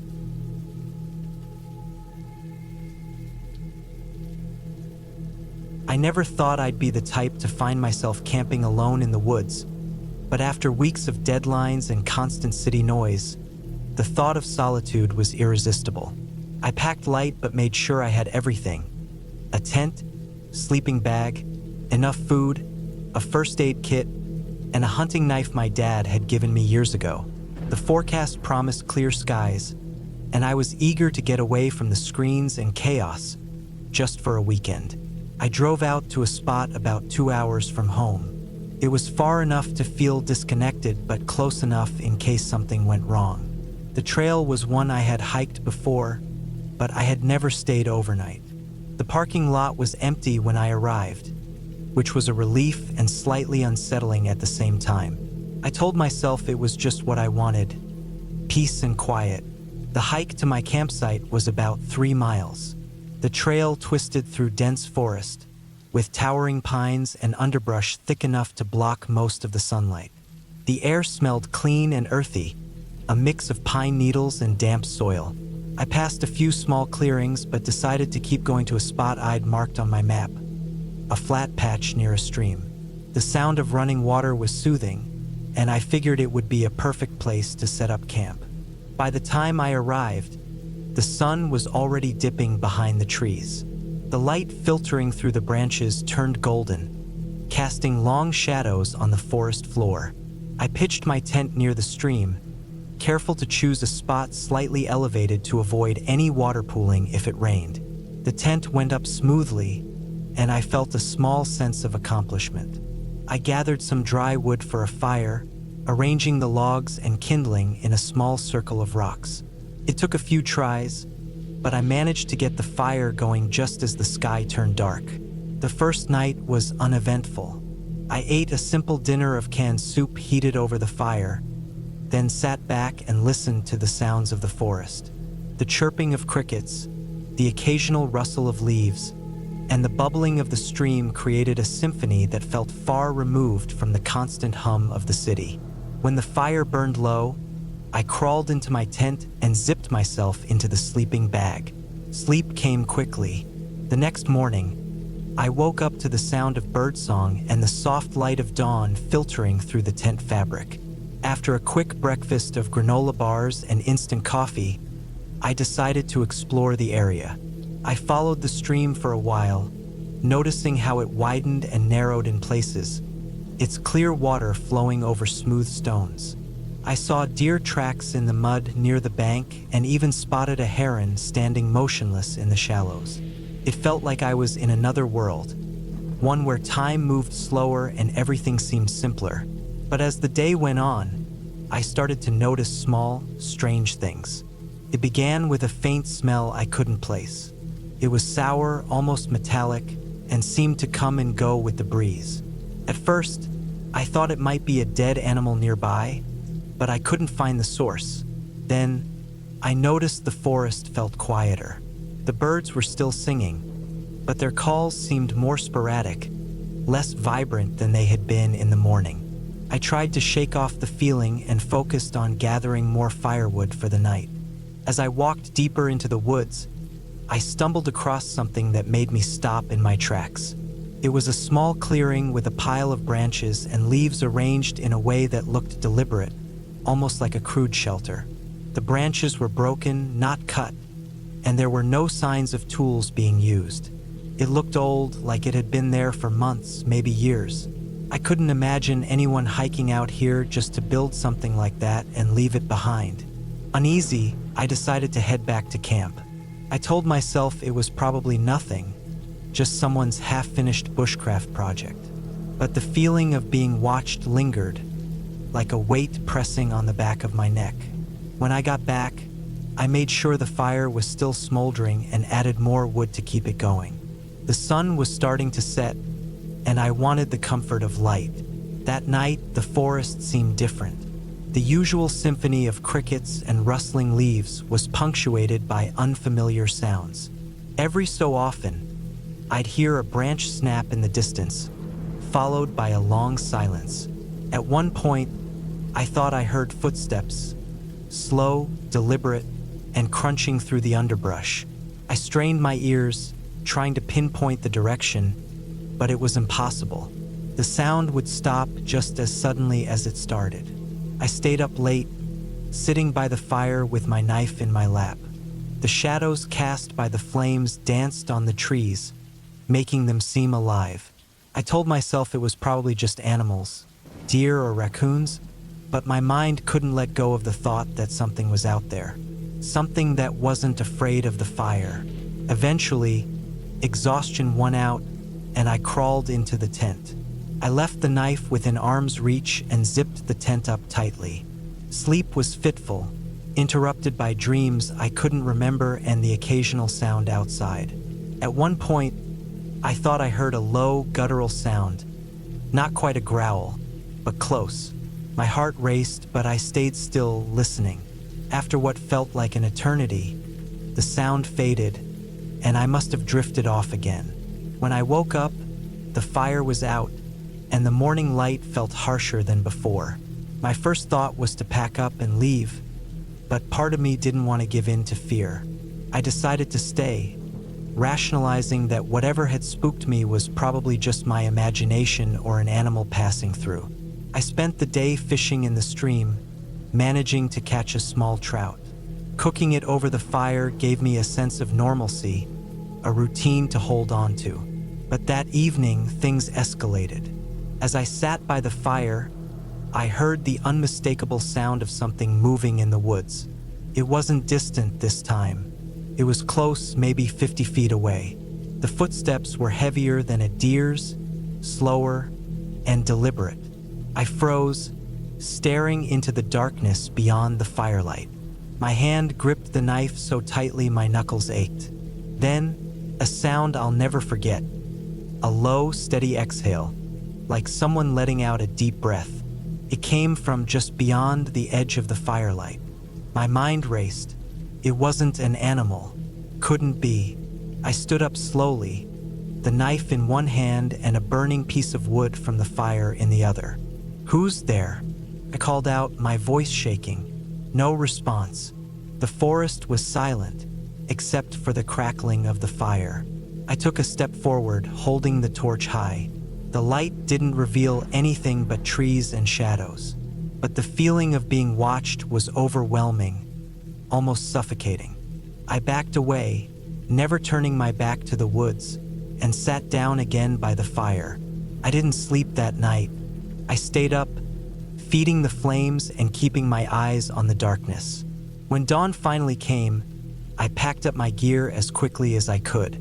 I didn't care about breakfast or the fact that I'd planned to stay another night. I just wanted to leave. The hike back to the car was nerve-wracking. Every snap of a twig or rustle of leaves made my heart race. I kept looking over my shoulder, half expecting to see someone or something following me.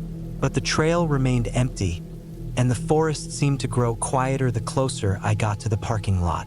When I finally saw my car through the trees, a wave of relief washed over me.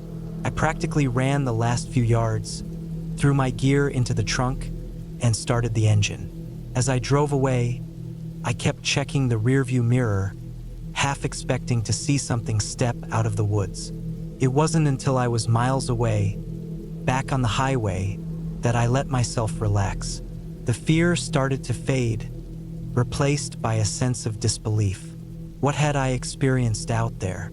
Was it just my imagination, heightened by isolation and the eerie quiet of the forest? Or was there really something, or someone, out there watching me? I don't know. And honestly, I don't want to know. I haven't been camping since, and I'm not sure I ever will again. The woods might be beautiful, but they're also vast and unknowable. Sometimes it's better not to question what's out there.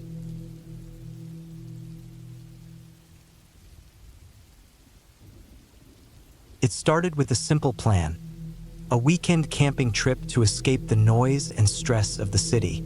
I'd been feeling the pressure of work lately, and the idea of being surrounded by trees and fresh air sounded perfect.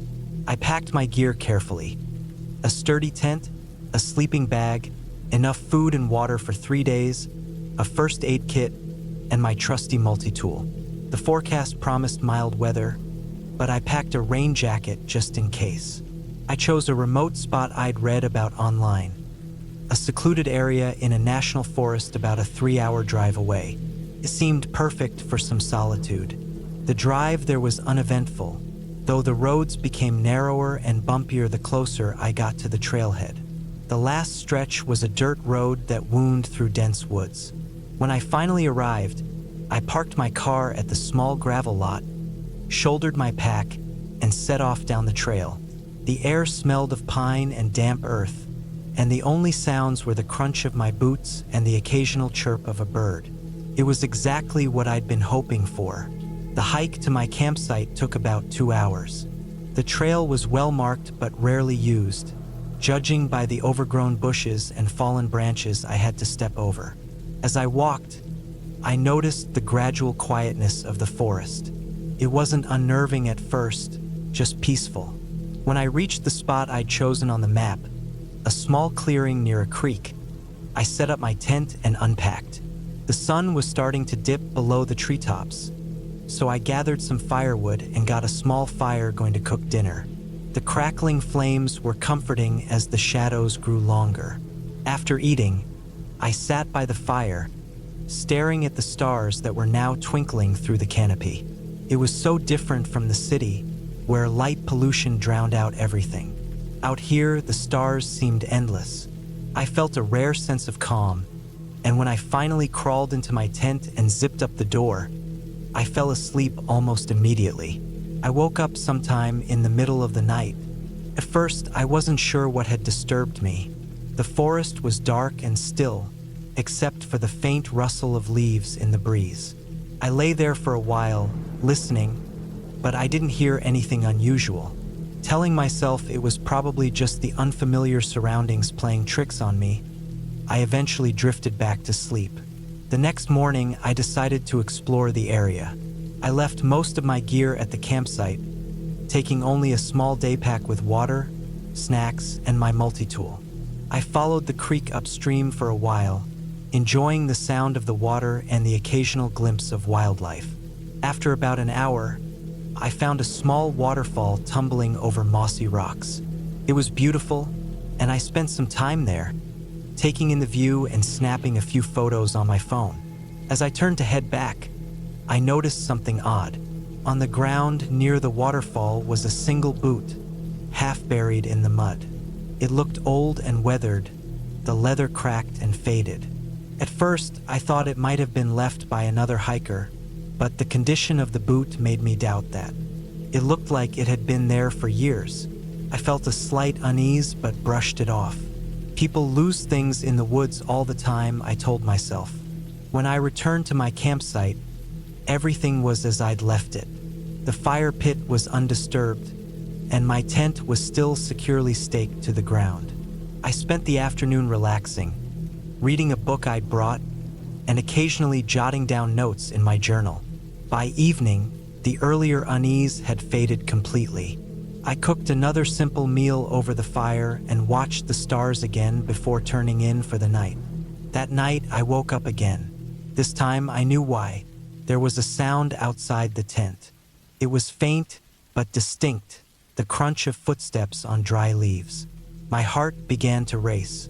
I lay perfectly still, straining to hear more. The footsteps were slow and deliberate, moving around the perimeter of my campsite. I reached for my multi-tool, clutching it tightly in my hand. The fire had burned down to embers, and the inside of the tent was pitch black. I couldn't see anything, and I didn't dare make a sound. The footsteps continued for what felt like an eternity, circling the tent. Then, just as suddenly as they'd started, they stopped. I stayed awake for hours, listening, but I didn't hear anything else. Eventually, exhaustion overcame my fear, and I fell into a restless sleep. When I stepped out of the tent the next morning, the first thing I did was check the ground around my campsite. Sure enough, there were footprints in the dirt. They were faint but unmistakable, circling the tent just as I'd heard. The prints looked human, but the stride was uneven, as if the person had been limping. A cold knot of fear formed in my stomach. I wasn't alone out here. I debated what to do. Part of me wanted to pack up and leave immediately, but another part of me felt stubborn. I'd come out here to escape and recharge, and I didn't want to let some weirdo ruin it for me. Still, I couldn't ignore the possibility that I was being watched. I decided to stay one more night, but to keep my guard up. I gathered more firewood than usual and kept my multi-tool within easy reach at all times. That day, I stayed close to the campsite, keeping an eye on my surroundings. I thought about the boot I'd seen near the waterfall and wondered if it was connected. As the sun dipped lower in the sky, I felt the unease creeping back. I built the fire larger than usual, hoping it would deter anyone from coming too close. Night fell, and the forest grew quiet again.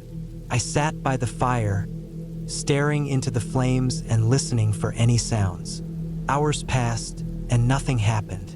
I began to think that maybe whoever had been out there had moved on. Feeling slightly more relaxed, I added a few more logs to the fire and crawled into my tent, leaving the flap partially unzipped so I could see the glow of the flames. I woke up to the sound of snapping twigs. This time it was louder and closer than before. My heart pounded as I sat up, peering out of the tent. The fire had burned down, but there was still enough light to see faint shapes in the darkness. At first, I thought it was just the trees shifting in the breeze. But then I saw it, a figure standing just beyond the edge of the clearing. They were barely visible, more of a shadow than a person, but I could tell they were watching me. I froze, unsure of what to do. My mind raced with possibilities. Were they dangerous? Were they lost? Should I call out or stay silent? Before I could decide, the figure turned and disappeared into the trees. I waited for what felt like forever, but they didn't return. The first light, I packed up my gear as quickly as I could. I didn't even eat breakfast. The unease had turned into full-blown fear, and I no longer cared about finishing my trip. I wanted to get back to my car and leave. As I hiked back down the trail, I couldn't shake the feeling that I was being followed. I kept glancing over my shoulder, but I never saw anyone. Still, the hairs on the back of my neck wouldn't lie flat. When I finally reached the trailhead and saw my car, relief washed over me. I threw my pack into the back seat and climbed in, locking the doors immediately. As I started the engine and pulled onto the dirt road, I couldn't help but glance in the rearview mirror. The forest was still and silent, but I felt like I was being watched until I was miles away. Back at home, I tried to make sense of what had happened. Maybe it was just a coincidence, a random hiker who'd stumbled across my campsite. Maybe the boot by the waterfall was unrelated. But deep down, I knew that wasn't the case. Someone had been out there watching me, and I had no idea why. The thought still haunts me even now. I haven't been camping since.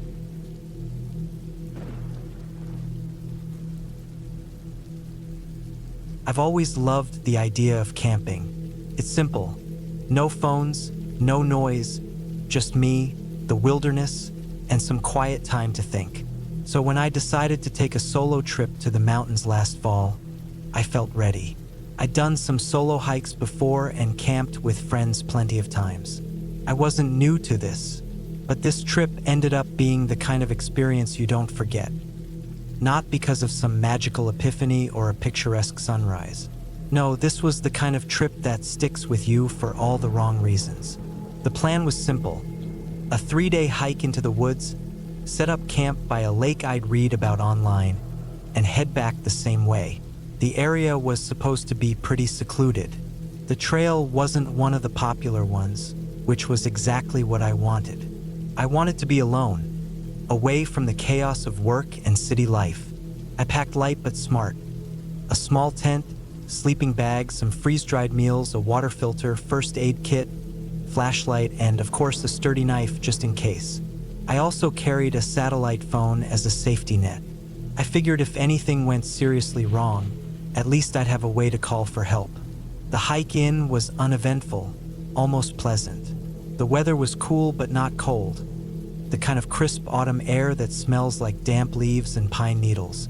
The trail was narrow but easy to follow, winding through dense trees that blocked out most of the sunlight. I didn't see another soul the entire time, which reassured me I'd picked the right spot. I reached the lake by mid-afternoon. It was smaller than I'd imagined, but beautiful in its own way. The water was so still it looked like glass, reflecting the orange and gold leaves of the surrounding trees. There was a small clearing near the shore, just big enough for my tent. I set up camp, boiled some water for dinner, and watched the sun dip behind the mountains. The silence was overwhelming, but in a good way. Felt like the world had paused, just for me. That first night, I slept well. The only sounds were the occasional rustle of leaves and the faint lapping of water against the shore. I woke up with the sun, made coffee, and spent the day exploring the area around the lake. There wasn't much to see beyond trees, rocks, and more trees, but that was fine. I wasn't here for excitement. I was here for peace. The second night, things started to feel different. It's hard to explain. It wasn't like I saw or heard anything unusual, but there was a tension in the air that hadn't been there before. Maybe it was just my imagination, but I couldn't shake the feeling that I wasn't alone anymore. I brushed it off as paranoia. After all, I'd been alone all day. There was no reason to think that had changed. But then I found the footprints. They were faint, almost hidden by the layer of fallen leaves, but they were definitely footprints. Human footprints. They weren't mine. They were too large, and I hadn't been to that part of the lake before. I crouched down to get a closer look, trying to guess how fresh they were. A day old? Maybe 2? It was hard to tell.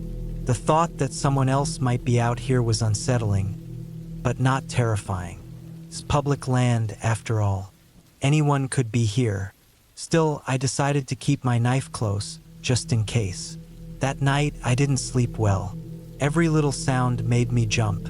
The wind in the trees, the crack of a branch, even the hoot of an owl. Everything seemed louder, sharper, more deliberate.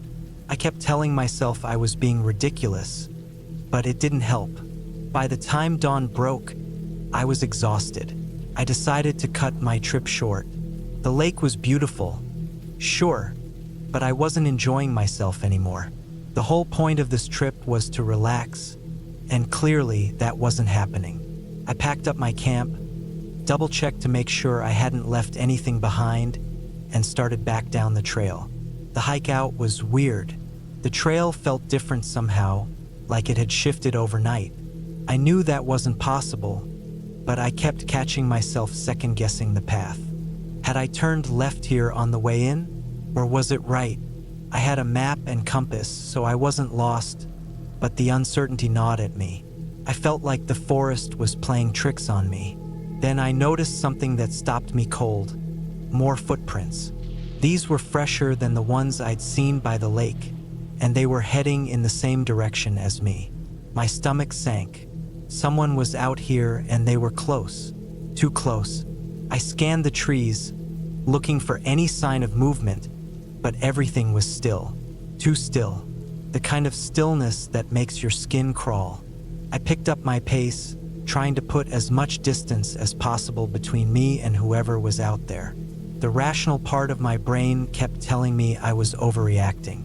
Maybe it was just another hiker, someone who'd set up camp farther down the trail. But the other part of me, the part that had been on edge since the night before, wasn't buying it. As the sun started to dip lower in the sky, I realized I wasn't going to make it back to the trailhead before dark. I hadn't planned on hiking out in one day, and the fatigue from the restless night was slowing me down. I found a small clearing just off the trail and decided to set up camp. It wasn't ideal, but it would have to do. That night was the worst. I didn't bother with a fire. I didn't want to draw attention to myself. I sat in my tent, knife in hand, listening to the sounds of the forest. Every so often, I'd hear something. A twig snapping, leaves crunching, the faintest rustle of movement, and my heart would pound so hard I thought it might burst. I kept telling myself it was just animals, maybe a deer or a raccoon, but deep down I knew better. At some point, I must have dozed off, because I woke up to the sound of heavy footsteps just outside my tent. My entire body froze. The footsteps were slow, deliberate, like whoever it was didn't care about being quiet anymore. I held my breath, gripping the knife so tightly my hand ached. The footsteps circled the tent, then stopped. I could hear my heartbeat in my ears, loud and frantic.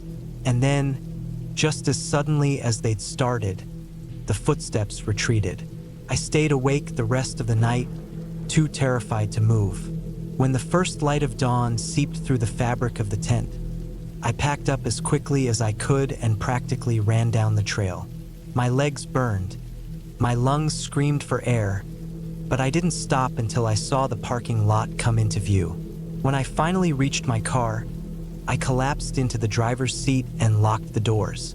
My hands were shaking so badly I could barely get the key into the ignition. As I drove away, I kept checking the rearview mirror, half expecting to see someone standing at the edge of the woods, watching me leave. But there was nothing, just the empty trailhead and the endless stretch of trees. I don't know who or what was out there with me, and I don't want to know. All I know is that I'll never go camping alone again. Some people say the wilderness is where you find yourself. For me, it's where I learned just how little control we have over the world around us. Out there, you're at the mercy of nature and sometimes something worse.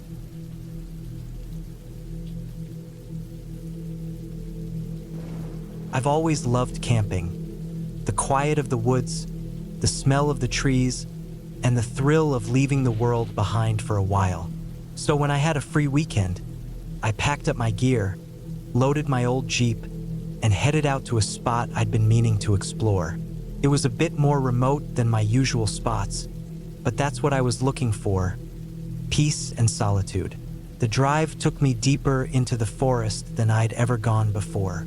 The road turned from pavement to gravel, then to dirt, narrowing until branches scraped the sides of my car. Finally, I found a small clearing off to the side. It wasn't an official campsite, but it was flat and open enough for my tent, with a fire ring someone else had left behind. I set up camp quickly. The air smelled like pine and damp earth, and the sun filtered through the trees in golden beams. By the time I had my tent pitched and firewood gathered, the sun was sinking low. I lit a small fire and cooked a simple meal, just some beans and a bit of bread. As I ate, the forest around me came alive with the sounds of crickets, distant owls, and the occasional rustle of leaves in the wind. After dinner, I sat by the fire for a while, just staring into the flames. I felt completely alone, in a way that was both peaceful and a little unnerving. The shadows beyond the firelight were deep and impenetrable. Every once in a while, I'd hear a rustle or a snap in the woods, probably just animals going about their business. Still, the noises made me turn my head and squint into the dark. I reminded myself that I was miles away from anyone. The only things out here were deer, raccoons, and maybe a bear if I was unlucky. When the fire died down to embers, I crawled into my tent and zipped myself in. My sleeping bag was warm and comfortable, and I drifted off quickly, lulled by the distant sounds of the forest. Sometime in the middle of the night, I woke up. At first, I wasn't sure why. The tent was pitch black, and everything was silent except for the occasional creak of trees swaying in the wind. I lay there for a moment, trying to figure out what had pulled me from my sleep. Then I heard it, a faint crunching sound, like footsteps on dry leaves. I froze, my heart pounding. The sound was close, just outside my tent. I strained my ears, trying to determine if it was an animal or something else.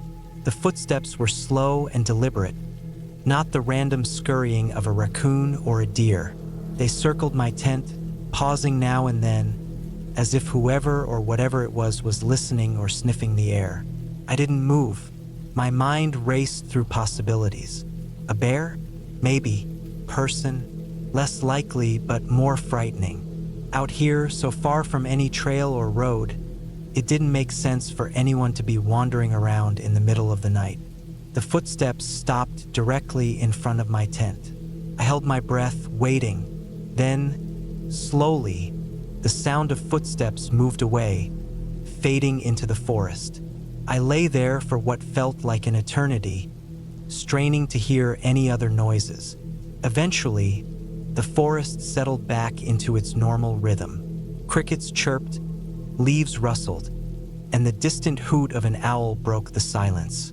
I didn't sleep much after that.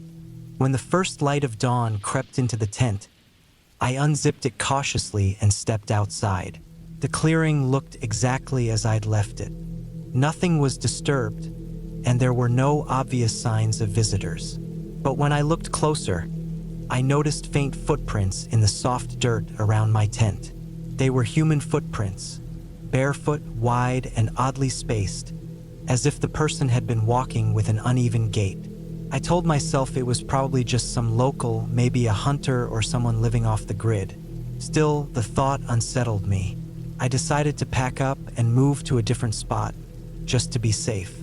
I loaded up my gear and drove deeper into the forest, following a narrow logging road until I found another clearing. This one was smaller, surrounded by denser trees, and felt more enclosed. It seemed like a good place to hunker down for the night. The day passed uneventfully. I explored the area a bit, finding a small stream nearby where I refilled my water bottles. I kept my campfire going as the sun set, the flickering flames providing a comforting barrier against the encroaching dark. But as the night deepened, I couldn't shake the feeling that I was being watched. Every rustle of leaves, every snap of a twig, set my nerves on edge. When I finally crawled into my tent, I left my boots on and kept my flashlight and knife within arm's reach. I told myself I was being paranoid, but the unease wouldn't go away. Sleep came fitfully, in short, restless bursts. Sometime after midnight, I woke up again. This time, the sound that woke me was louder and closer. Something was moving through the brush, snapping branches and crunching leaves. It wasn't trying to be quiet. My heart raced as I fumbled for my flashlight. I didn't turn it on right away, listening instead, trying to gauge how close it was. The noises grew louder, moving straight toward my tent. I clicked on the flashlight and shone it through the thin fabric.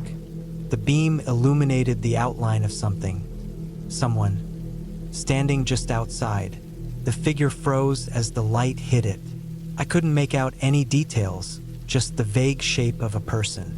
They stood there for a long moment, not moving, not saying a word. Then, slowly, they backed away into the darkness. I waited until I could no longer hear them before unzipping the tent and stepping out.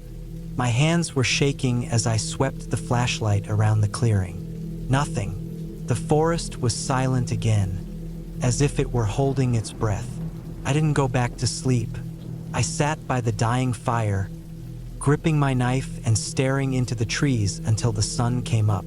When morning arrived, I found more footprints around my campsite. This time, they weren't just near my tent. They were everywhere, circling the fire pit, leading to and from the tree line. Whoever it was had been watching me for a long time. I decided I'd had enough. I packed up my gear as quickly as I could, stuffing everything haphazardly into my pack. I didn't bother eating breakfast or dousing the fire completely. I just wanted to get out of there. The drive back down the logging road felt endless. I kept glancing in the rearview mirror, half expecting to see someone running after me. The forest, which had seemed so beautiful and inviting just a day ago, now felt oppressive and sinister. Every shadow between the trees looked like a figure, every sound like footsteps. When I finally reached the main road, I let out a shaky breath. I drove straight home, not stopping until I pulled into my driveway. Even then, I couldn't shake the feeling of being watched. For days afterward, I kept looking over my shoulder, jumping at small noises, and double-checking the locks on my doors and windows. I don't know who or what was out there that weekend. Maybe it was just some hermit living in the woods. Maybe it was someone messing with me for fun. Or maybe it was something worse. All I know is that I haven't been camping since, and I'm not sure I ever will again.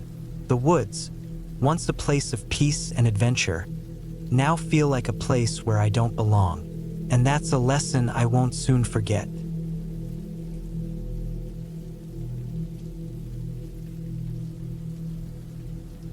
The woods felt heavier than I remembered. I had camped dozens of times before, but this trip was different. Maybe it was the solitude. I usually had at least one buddy tagging along, but this time it was just me. Just me and the promise of a weekend disconnected from everything. No phone, no emails, no noise except for the wind through the trees and the crackle of a fire. I thought I wanted it.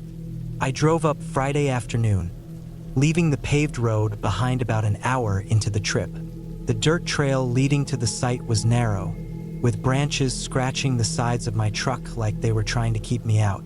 The deeper I went, the thinner the light seemed to get. It wasn't dark, not yet, but the sun struggled to pierce the canopy. By the time I parked and killed the engine, the quiet hit me like a wall.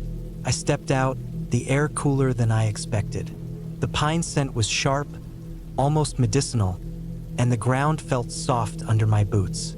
I grabbed my pack and started toward the clearing I had picked out months ago. It was a good spot, far from the main trails and right next to a stream. The sound of running water would be good company. The hike in wasn't long, maybe half a mile, but it was enough to remind me how isolated I was. Every twig snapping underfoot echoed. Every rustle in the underbrush had me glancing over my shoulder. It wasn't fear, not yet, just a heightened awareness. I'd been looking forward to this trip for weeks, and I wasn't going to let my imagination ruin it. By the time I reached the clearing, the sun was sinking low. I set up camp quickly, pitching my tent near the stream and gathering enough wood for a fire. The first sparks caught easily, and soon I was sitting on a makeshift log bench, watching the flames dance. I cooked a simple meal, just a can of soup heated over the fire, and sat back, letting the warmth seep into my skin. The first night was uneventful. I woke up a few times, startled by the unfamiliar sounds of the forest. A distant hoot of an owl, the rustle of leaves, the occasional crack of a branch. But nothing close, nothing alarming. By morning, the nervous edge I'd felt the day before had faded. I spent the day exploring the area, following the stream as it wound deeper into the woods. I found a rocky outcrop with a view that stretched for miles and sat there for a while, letting the silence settle in. It wasn't until the second night that things started to feel off. I had built another fire and was sitting in the same spot as the night before, the flickering light casting long shadows. I heard it first, a faint crunch of leaves. Could have been anything, a deer, a raccoon, but it sounded deliberate, like footsteps. I froze, straining to listen. The sound stopped. I told myself it was nothing, just an animal passing through, but I couldn't shake the feeling that I wasn't alone. I shone my flashlight into the trees, the beam cutting through the dark, but I saw nothing. No eyes reflecting back, no movement. Still, I kept the fire going longer than I had planned, adding more wood until the flames were roaring. Eventually, exhaustion won out. I doused the fire and crawled into my tent, zipping it up tight. I lay there for hours, every noise amplified in the stillness. At some point, I must have drifted off because I woke up to the sound of something brushing against the side of the tent.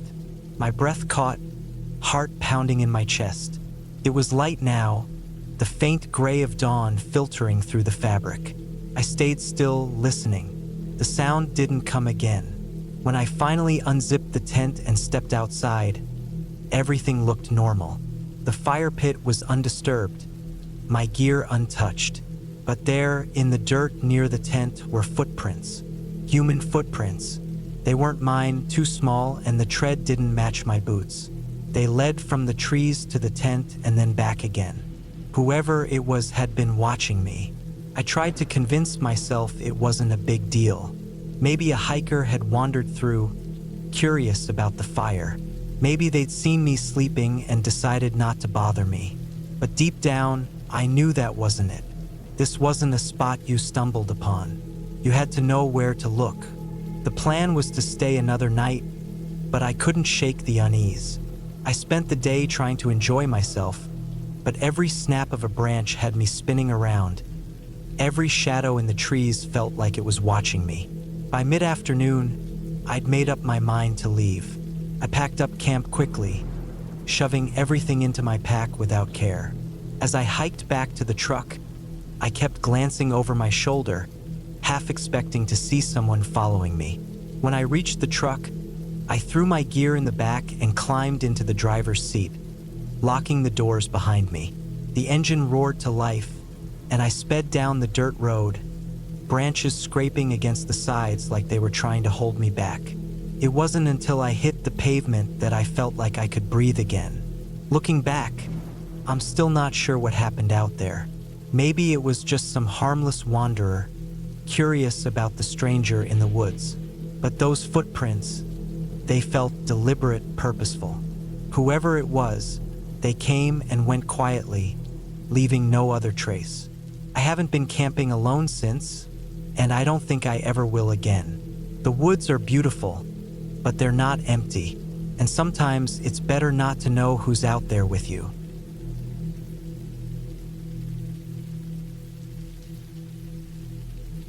It was supposed to be a simple camping trip. Just me, my tent, a fire, and the stars. I'd been hiking for hours and was glad to finally set up camp in the clearing just off the trail. The sun had dipped low, casting long shadows across the trees. The air had a cool bite to it, typical for this time of year, but not enough to make me regret the trip. I had chosen this spot because it was quiet, no other campers for miles, or so I thought. I'd heard some stories about people getting lost in the woods around here, but that sort of thing didn't bother me. It was a well-marked trail, and I had all the gear I needed. Just a weekend to get away from everything. Setting up my tent was easy. something I'd done 100 times before. I dug a small fire pit, making sure to follow the guidelines about keeping the fire contained. As the fire crackled to life, I sat back and admired the flames for a while, watching the smoke curl up into the darkening sky. The night was peaceful, except for the occasional rustle of leaves and the distant chirp of crickets. It didn't take long before the temperature dropped. I pulled my jacket tighter around myself and decided to get into my tent for the night. There was no need to stay up any longer, and I wanted to rest for tomorrow's hike. As I unzipped the tent and crawled inside, I felt that familiar sense of comfort you get when you're alone in nature, far from the noise of everyday life. But something wasn't right. It wasn't the usual sounds of the forest that made me uneasy. It wasn't even the isolation. It was the silence, the complete, heavy silence that settled over the area. It was like the forest had gone still, holding its breath. I listened carefully, straining to hear something, anything, but there was nothing, not even the wind rustling through the trees. I chalked it up to my mind playing tricks on me. Maybe I was just tired. I turned over, trying to ignore the feeling gnawing at the back of my mind. But sleep didn't come easy. I tossed and turned, feeling like someone was watching me from outside. I pulled my sleeping bag tighter around me and tried to block out the thoughts creeping into my head. I don't know how long it was before I heard it, the snap of a twig. It was faint, but clear enough that I knew it wasn't the wind. Someone was out there. I sat up in my tent, heart pounding. The rustle of leaves followed, almost like footsteps. They were too heavy to be an animal, but they were too soft to be a person walking normally. I held my breath, straining to listen. There was a pause, then the unmistakable sound of someone or something moving closer. I felt a chill crawl up my spine as the footsteps circled my campsite. My mind raced. Was it another hiker? Could it be someone lost? The footsteps continued for what felt like an eternity. I couldn't see anything, but the sounds grew louder, more deliberate, like whoever it was wanted me to hear them. I tried to convince myself it was nothing, just a deer or some other animal. But no animal walks like that. I had heard enough animals in the woods to know the difference. I had no choice but to wait. There was no way I was going to confront whoever or whatever was out there. I stayed completely still, holding my breath, praying they wouldn't hear my heartbeat thudding in my chest. The footsteps paused again, closer now. I could almost feel the weight of the presence outside, just beyond the thin walls of my tent. The silence stretched on, almost suffocating. I wanted to look outside to see what was there, but I knew better. If someone was watching me, I couldn't give them any indication that I was awake. And then, just as suddenly as it had started, the sound stopped. For a moment, I thought maybe it was all in my head. Maybe I had just imagined the whole thing. I lay back down, but sleep was impossible now. Every small noise made me jump. Every shadow seemed to hold something lurking just outside my vision. I don't know how much time passed, but the tension didn't fade. In fact, it only seemed to get worse. The longer I lay there, the more I felt like something was wrong. The air felt thicker, like it was pressing in on me from all sides.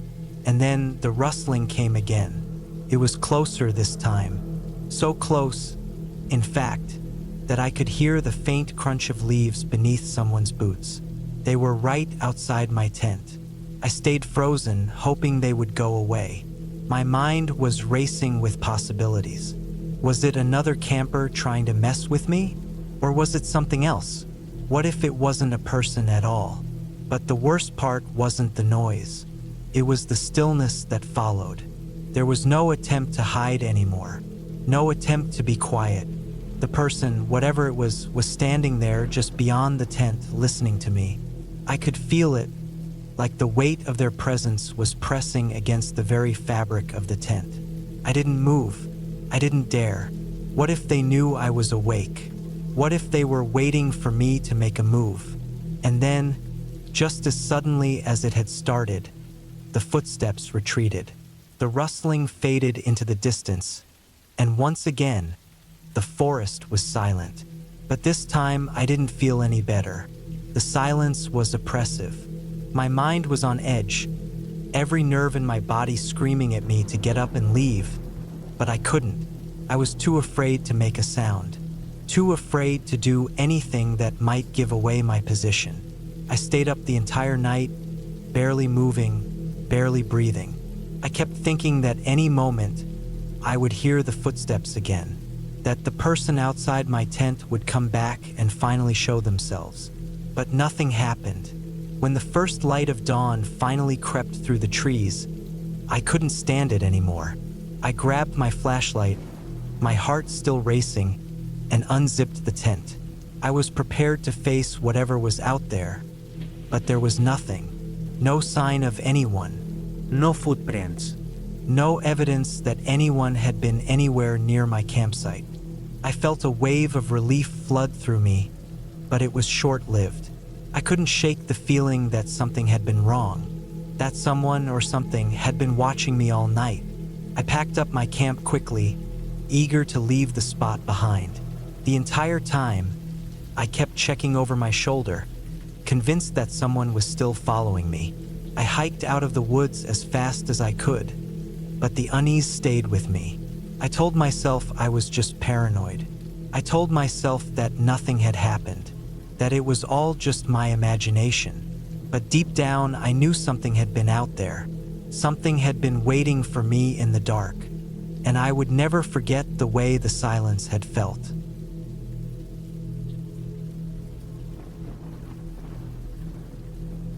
It was supposed to be a relaxing weekend trip into the woods. Nothing fancy, just me, a tent, and the peaceful outdoors. I've always enjoyed the quiet of nature, the rustling of the trees, the chirping of the birds, and the feeling of isolation. But that day, everything felt different.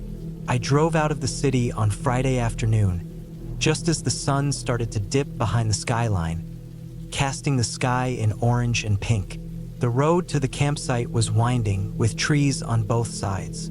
My car was the only one around. It was a familiar stretch of road, one I had driven many times before.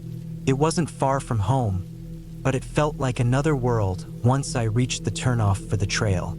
The campsite was in a small, remote area, far from any towns. There were no cabins or other campers, just me and a few other solo hikers occasionally passing by. I knew the area well, having camped here for years. There were no wild animals to worry about, at least that's what I thought. And the forest was thick enough that no one would stumble upon my spot. Perfect. By the time I set up my tent and started a small fire, the sun had long set. The temperature dropped quickly, but the fire kept me warm. The sound of crackling wood was comforting, and I watched the flames dance, mesmerized. There was no noise around, just the wind gently pushing the trees. For a moment, I felt like the only person alive on Earth. I boiled some water for tea and settled in, enjoying the solitude. The stars were brilliant in the clear sky, each one a tiny point of light in the vastness of space. I could hear distant animal calls, but nothing close enough to make me nervous. It was peaceful, almost too peaceful. As I sat there, sipping my tea, I heard a sound. It was faint at first, just a rustling in the underbrush behind my camp. I didn't think much of it, assuming it was some small animal, maybe a raccoon or deer. The forest is full of life, and this kind of noise is normal. But then I heard it again, louder this time, a distinct crunching sound, like someone stepping on twigs. My heart rate picked up. There was no reason for anyone to be out here. The nearest trailhead was miles away, and there were no other campsites nearby. I quickly stood up, straining my ears, trying to pinpoint the source of the sound. But it stopped. The forest was dead silent, the kind of silence that made you feel like something was watching. I shook my head, trying to dismiss the feeling. It was just my mind playing tricks on me, I thought.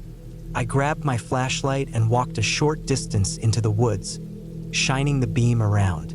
The beam of light cut through the darkness, illuminating the trees and the underbrush. But I saw nothing. No animals, no tracks, just the eerie quiet of the night. I went back to the campfire, trying to convince myself it was nothing. But I couldn't shake the feeling that I wasn't alone. Every time the wind picked up, I felt like something was just out of sight, watching me. It wasn't until later, when I went to bed in the tent, that I really started to feel uneasy.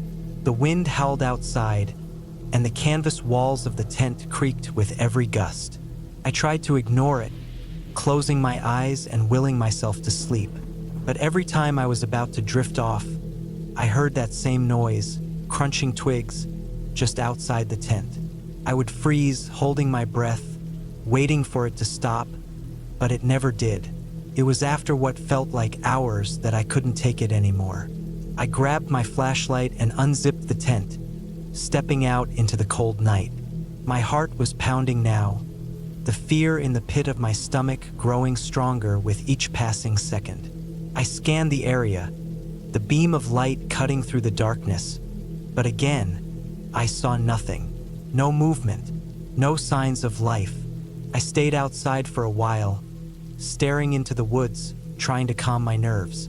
The wind rustled the trees, and the leaves crunched beneath my boots. But it felt like I was being pulled deeper into the forest, like something was drawing me in. My instincts told me to turn around, to go back to the fire, but I couldn't. I needed to know what was out there. I walked farther into the woods, my flashlight leading the way. My breath came in shallow bursts as I moved through the dense underbrush, each step making the crunching sound louder in the still night. The feeling of being watched intensified, like eyes were on the back of my neck. I spun around a few times, half expecting someone to be standing right behind me, but no one was there. The trees were thicker now, and the ground was uneven, roots snaking up through the dirt. My steps slowed, and I began to regret venturing this far from the campsite. But it was too late to turn back. The sound was getting closer now, that unmistakable crunching of twigs underfoot.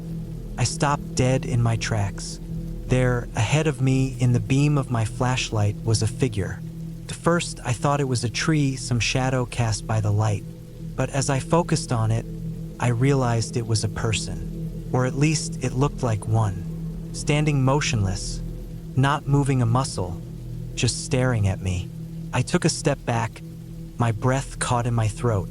It wasn't a person I knew, and it didn't seem like anyone who would be out here in the woods at this hour. The figure was dressed in dark clothing, blending almost perfectly with the shadows. Their face was hidden, obscured by a hood or something, but I could see their eyes, glowing faintly in the darkness, like they were reflecting the light from my flashlight.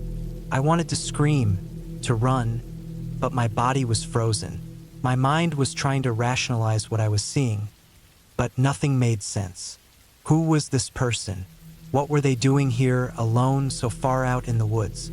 The figure didn't move, didn't make a sound. It was as if they were waiting for something. I could feel the air grow colder, and the silence between us stretched on for what felt like an eternity. The only sound was the wind rustling through the trees, and even that seemed distant, muffled. Finally, I managed to take a step back, and then another, until I was walking backward, my eyes locked on the figure. The beam of the flashlight shook in my hand as I stumbled over roots, trying to put more distance between myself and whatever or whoever this person was. As I backed away, the figure took a step forward. I turned and ran. My feet pounded against the ground, my chest tight with fear.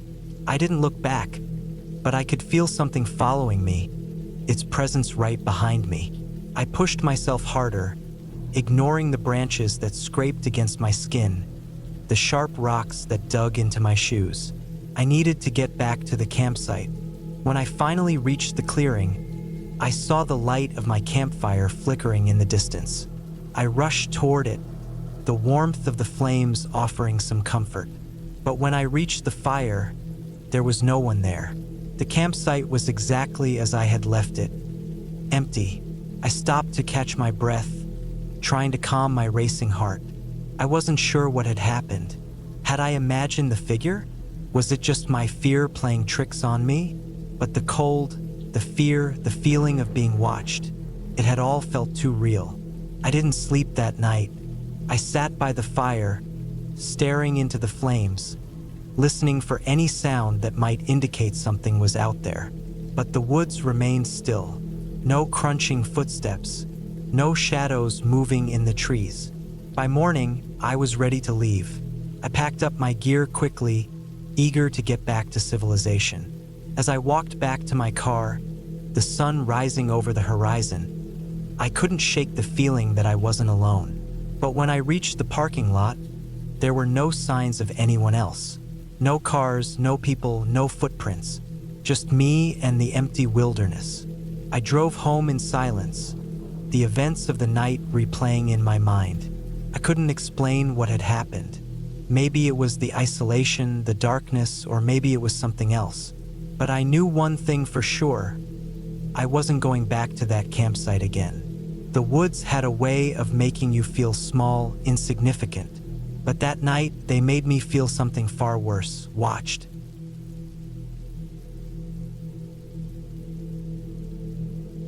I had always been someone who loved the outdoors, but I never really expected it to turn out like this. I mean, what could possibly go wrong with a weekend camping trip? I was just looking for a break from the grind of daily life. Something simple.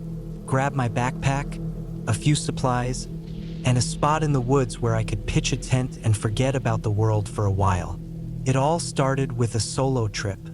I had been talking about going camping for weeks, and finally, I decided to do it.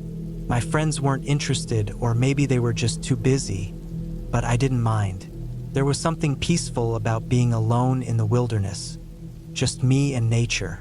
I chose a spot in the forest I'd never been to before. It wasn't too far from home, just enough of a drive to feel like I was getting away, but not so far that I couldn't make a quick exit if things didn't work out. I had mapped it out online, saw some pictures of the area. It looked perfect. The place was quiet, with a lake nearby and some good hiking trails. Nothing too fancy, just the kind of remote escape I was looking for. The drive there was beautiful, with the sun hanging low in the sky, casting everything in a soft golden light. Trees blurred by as I cruised down winding roads. The hum of my car the only sound besides the occasional chirp of birds. I parked at the entrance to the trailhead, a small parking lot tucked behind a thicket of trees. The air was cool, fresh with a hint of pine. I should have known something was off from the moment I set foot on the trail. The air felt too still, almost unnervingly quiet, like the forest was holding its breath. But I brushed it off. I'm always a little cautious at the beginning of a hike.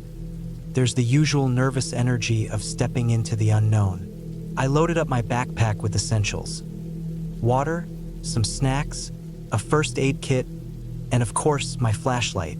The trail was well maintained, a soft dirt path winding deeper into the forest. The trees here were tall, their branches interlaced so tightly they blocked out most of the sunlight, leaving dappled patches on the ground. As I walked, the only sounds I could hear were my footsteps, the occasional rustle of leaves, and the distant call of birds.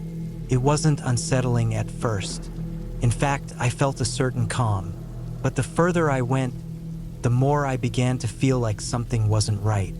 It wasn't anything specific, just a sense that I wasn't as alone as I thought.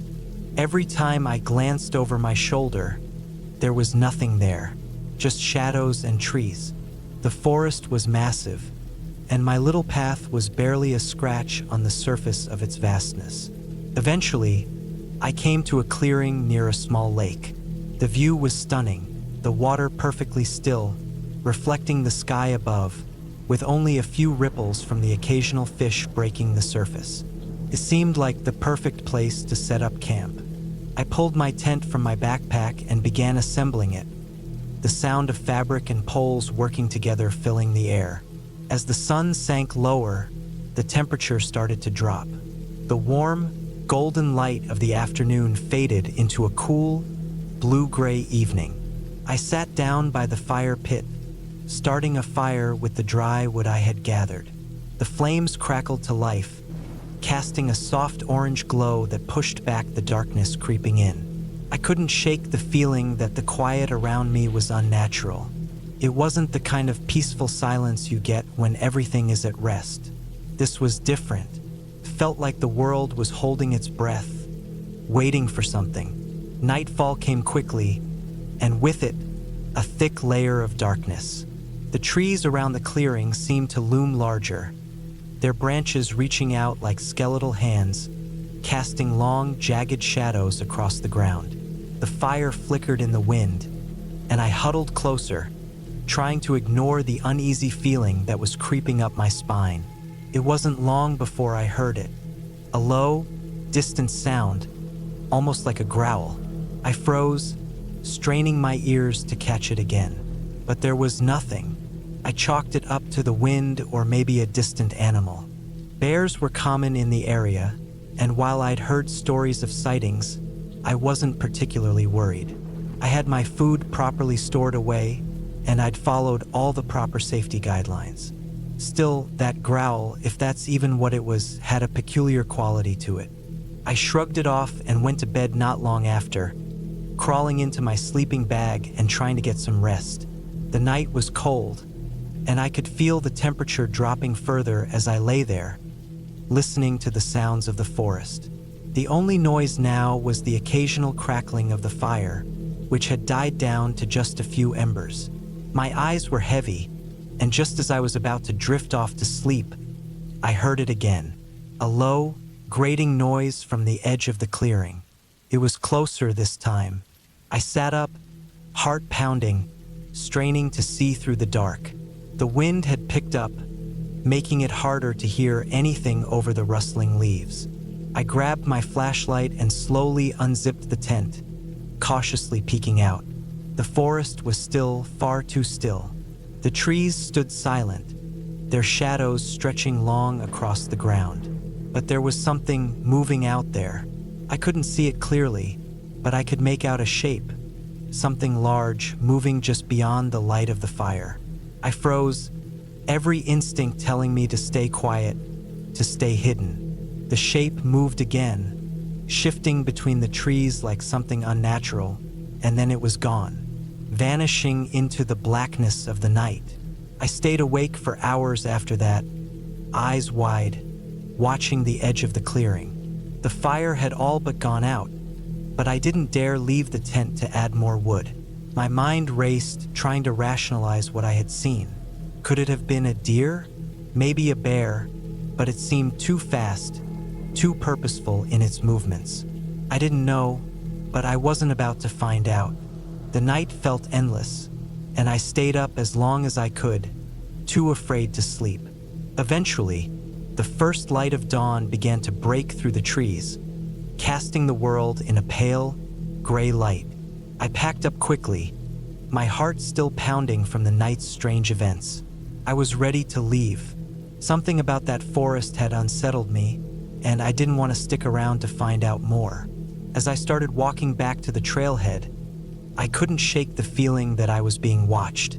The trees around me seemed to close in, their branches thick with shadows, and every snap of a twig made my heart skip a beat. When I reached the parking lot, I didn't look back. I jumped into my car and drove off, the unsettling feeling clinging to me the entire way home. I never went back to that spot, not even after the memories began to fade. I told myself I had been imagining things, that the forest was just a little too quiet, and my mind had played tricks on me. But deep down, I knew something was wrong with that place, something I'd never quite understand, and maybe that's for the best.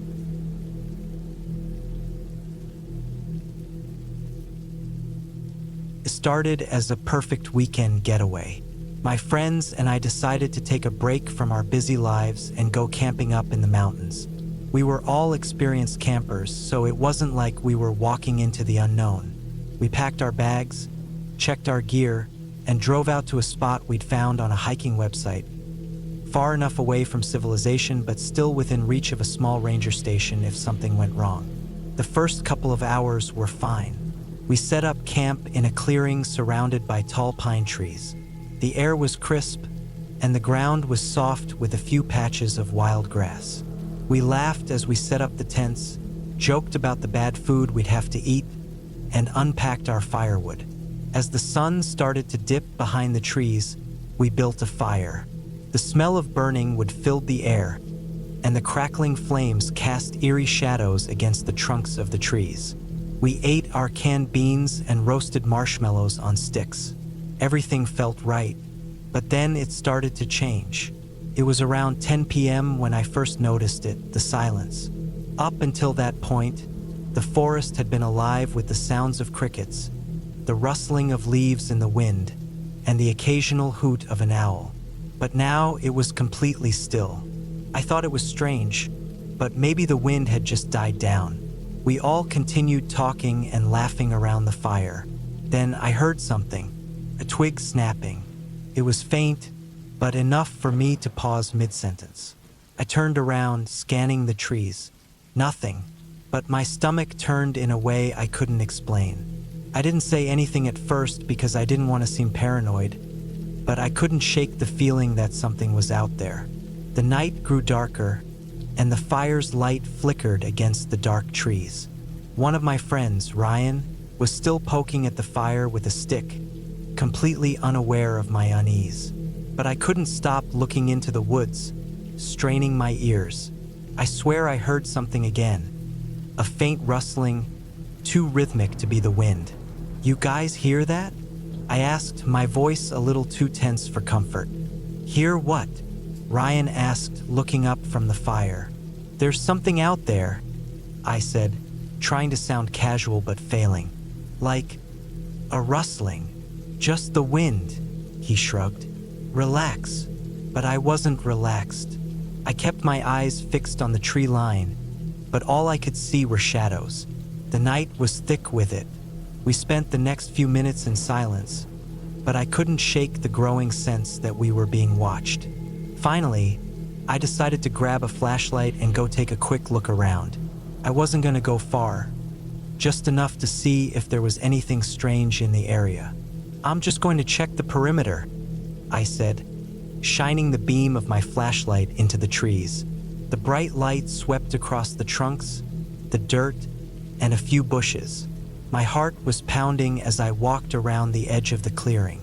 Nothing unusual, just the wind moving the leaves. But the more I searched, the more I felt this creeping anxiety, like I was being drawn deeper into the woods. The flashlight's beam swept over the ground in front of me, but it flickered once, twice, and then went out. I shook it, trying to get it to turn back on, but nothing. My throat went dry. The quiet of the night wrapped around me like a blanket. I tried to calm myself. "It's just the batteries," I muttered, but I could already hear the sweat forming on the back of my neck. I turned around to head back to camp, but that's when I saw something. In the distance, just past the clearing, there was a figure. At first, I thought it was one of my friends playing a prank. Maybe it was Ryan or Mark sneaking around, but it was too tall, too still to be anyone I knew. I squinted into the darkness, trying to make out details, but I could only see a vague silhouette. My breath caught in my throat as the figure remained motionless, staring back at me. I froze. My feet felt glued to the ground. Then it moved. It didn't move like a person. It was too smooth, too fluid. There was no sound, no crunching of leaves or branches. Just this unsettling glide across the forest floor. My skin crawled, and my heart pounded harder than it had all day. The thing, or whatever it was, moved closer, and that's when I bolted. I ran as fast as I could back toward the camp, the fear driving me forward like a force I couldn't control. I stumbled on a rock and fell, but I didn't stop. Couldn't stop. My mind screamed at me to get back to the fire, to get back to my friends. I burst into the camp, gasping for air, my hands trembling.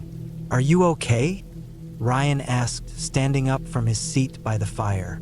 He had this confused look on his face. "There's something out there," I panted, still trying to catch my breath. "Someone was out there, watching me." "What are you talking about?" Mark asked, his voice skeptical. "It's probably just a deer or something." "No," I said, shaking my head. "No, it wasn't. It was something else." I could see the doubt in their eyes, but the worry in my chest didn't subside. We sat by the fire for a long time, but the tension was thick. Every time a branch creaked or a rustle came from the woods, my heart would jump. The rest of the night was filled with quiet conversation and forced laughter, but none of us slept well. Every little sound seemed amplified, and every movement in the trees made us jump. Morning came, but I couldn't shake the feeling that something wasn't right. As the sun rose, we packed up and headed back down the trail, my nerves still on edge. We didn't talk much as we hiked. The further we walked, the less I felt like I was in control of my own thoughts. But when we reached the bottom of the trail, that's when it hit me. The clearing where we'd camped had been perfectly safe. But just before we'd left, I noticed something odd: footprints. Human-sized footprints leading toward the trees, just where I had seen the figure the night before. And they weren't our footprints. The footprints were too fresh, too clear. Someone had been watching us, not just that night, but maybe for days. I still don't know who or what it was, and I don't know if it's gone. But I do know this: when you're out in the wilderness, you're never really alone. And sometimes it's not just the animals you need to worry about.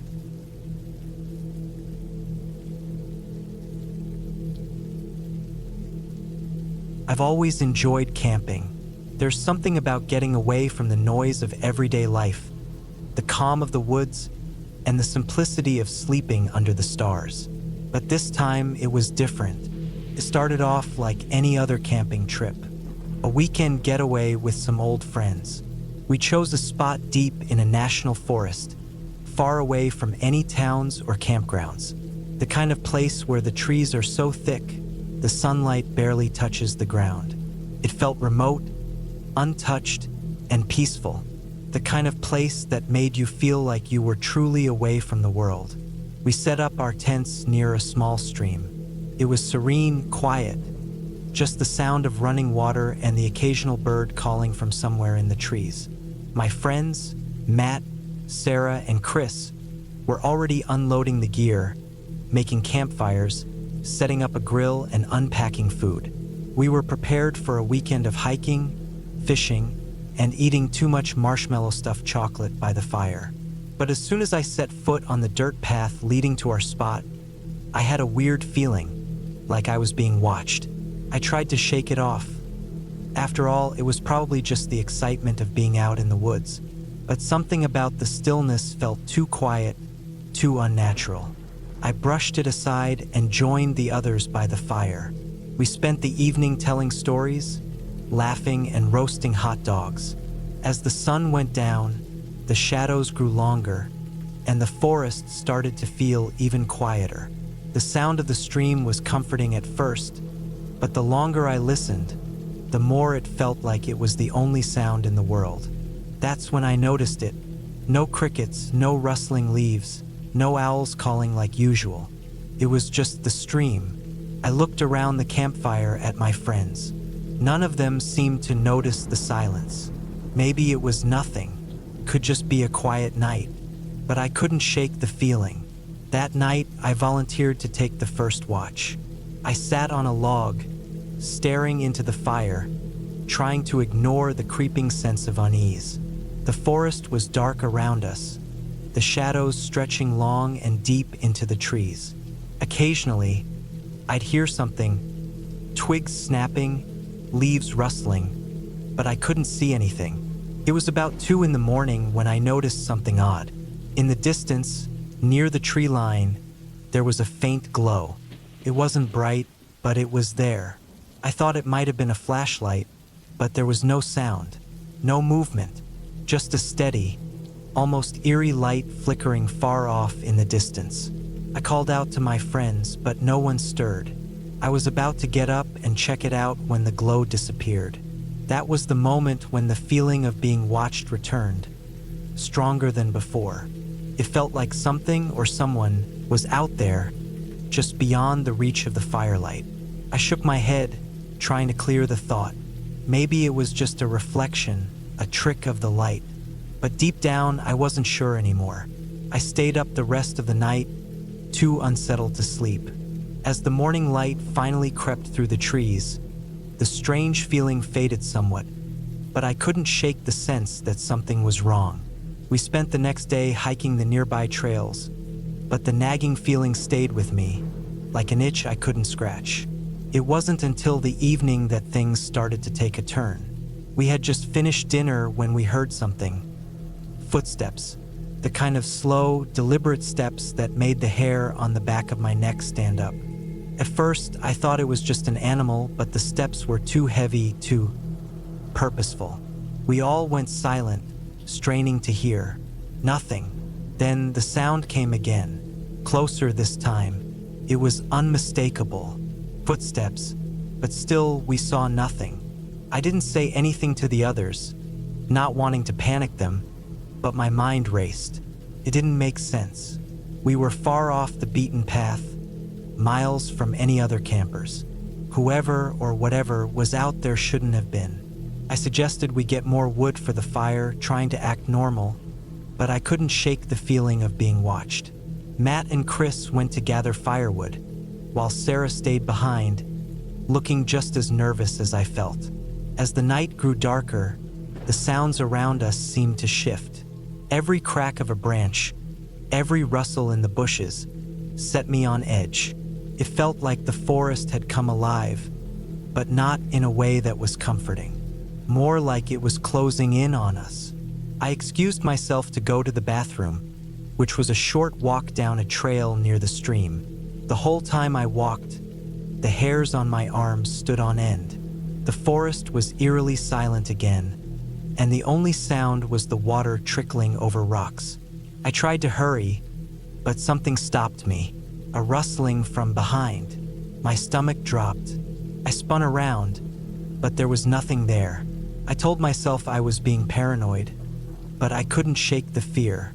As I finished and began to head back, I saw it again. A figure, a silhouette just beyond the trees, standing perfectly still, watching me. I froze, my heart racing. It wasn't a bear or some animal. It was too human, too still. I bolted back to camp, my breath coming in ragged gasps. When I got back, I barely managed to explain what I'd seen before I collapsed into my seat by the fire. Everyone else was still too calm, too oblivious to what was happening.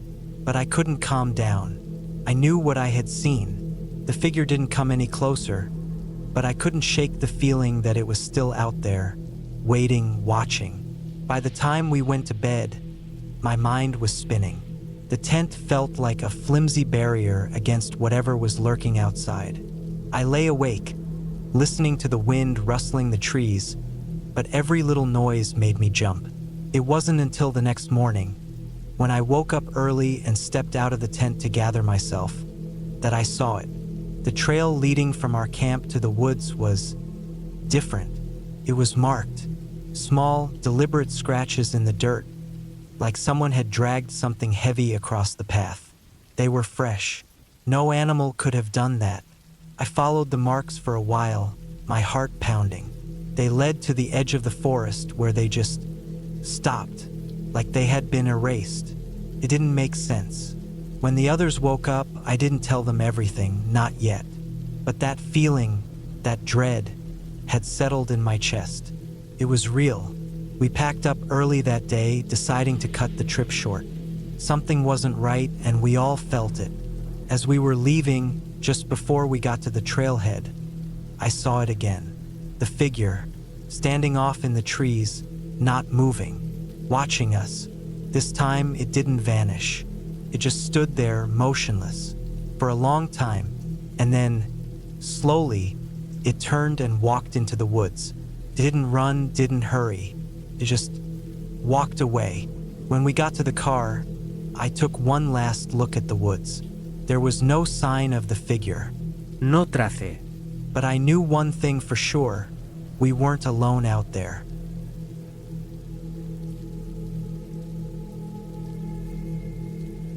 It was supposed to be a relaxing weekend trip. Just me, a tent, a campfire, and the stars. Simple, right? I've camped plenty of times before, and I had all the gear I needed. My usual hiking boots, a sturdy sleeping bag, a flashlight, and a decent tent. Nothing too fancy, just enough to be comfortable.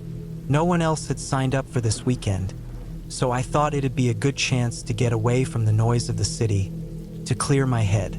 I drove out to a secluded spot I'd read about online. A place so remote it was hard to find on a map. It was supposed to be the kind of place where you could sit by a fire at night and hear nothing but the wind and the crackling of the flames. That sounded perfect to me. I arrived around noon, parked the car, and stretched out my stiff legs. The air was crisp, cool but not cold, and the sun hung lazily in the sky. There were no other cars in sight, just trees and open space, stretching out for miles. I felt a sense of relief wash over me. This was what I needed. Setting up the camp was easy. I chose a spot near a stream, where I could hear the gentle flow of water. The ground was soft and mossy, perfect for putting up a tent. I was done with the setup in an hour, the firewood stacked, and the small camp stove ready to go. I started a fire, enjoying the warmth as the sky gradually shifted into the late afternoon. The evening passed uneventfully. I ate my dinner, read a few chapters of a book, and stared up at the sky. The only sounds around me were the occasional rustle of the leaves and the distant chirp of crickets. The isolation was peaceful, or at least that's what I told myself. But as the night wore on, something started to gnaw at me. It was a feeling I couldn't quite place, like I wasn't as alone as I thought I was. I tried to shrug it off, convincing myself it was just the woods. Sometimes it can feel different, unfamiliar. Around 10 p.m., I decided to head to bed. I doused the fire and crawled into my sleeping bag. The night air had turned colder, and the sound of the stream was louder now that everything else was quiet. I closed my eyes, but sleep wouldn't come. My mind kept racing, filled with thoughts I couldn't shake. Then I heard it, a rustling sound. At first, I thought it was just an animal, maybe a deer or a raccoon. But it wasn't like the usual sounds I'd heard before. This one was too deliberate, too close. It wasn't the normal shuffle of leaves or branches being moved by the wind. This was something else, someone else. I lay still, trying to listen more carefully, my heart beginning to race. The rustling stopped, and for a moment, all I could hear was the sound of my own breath. Maybe it was nothing. Maybe I was just being paranoid. Then came a sharp snap, a twig breaking nearby. My blood ran cold. It wasn't far. It was close enough to make my mind run wild with possibilities. I grabbed my flashlight, careful not to make too much noise. Slowly, I unzipped the tent and peered out, trying to catch any movement in the dark. The beam of the flashlight cut through the night, illuminating the trees and the ground around me. Nothing. I looked closer, scanning every shadow, every corner of the campsite, but there was nothing there. No person, no animal, nothing out of the ordinary. I convinced myself that it was just the wind or some other natural explanation. Still, I felt a knot in my stomach. I decided to stay alert just in case. I turned the flashlight off, hoping it wouldn't draw too much attention, and crawled back into the safety of my tent. Minutes passed. Maybe it was an hour. I wasn't sure, but eventually, I drifted into a restless sleep, my dreams filled with vague, unsettling images, of shadows moving just outside my tent, of footsteps circling around the campfire. The next morning, I woke up feeling more exhausted than I had the night before. The sun was up, and the warmth of the day had returned, but something about the campsite felt off. It was like the air was heavier, the world outside my tent quieter than usual. I made some coffee and sat by the fire, hoping the caffeine would clear my head. As I stared into the flames, I noticed something that made my stomach turn. A set of footprints. They were just beyond the campfire, leading up to the edge of the trees.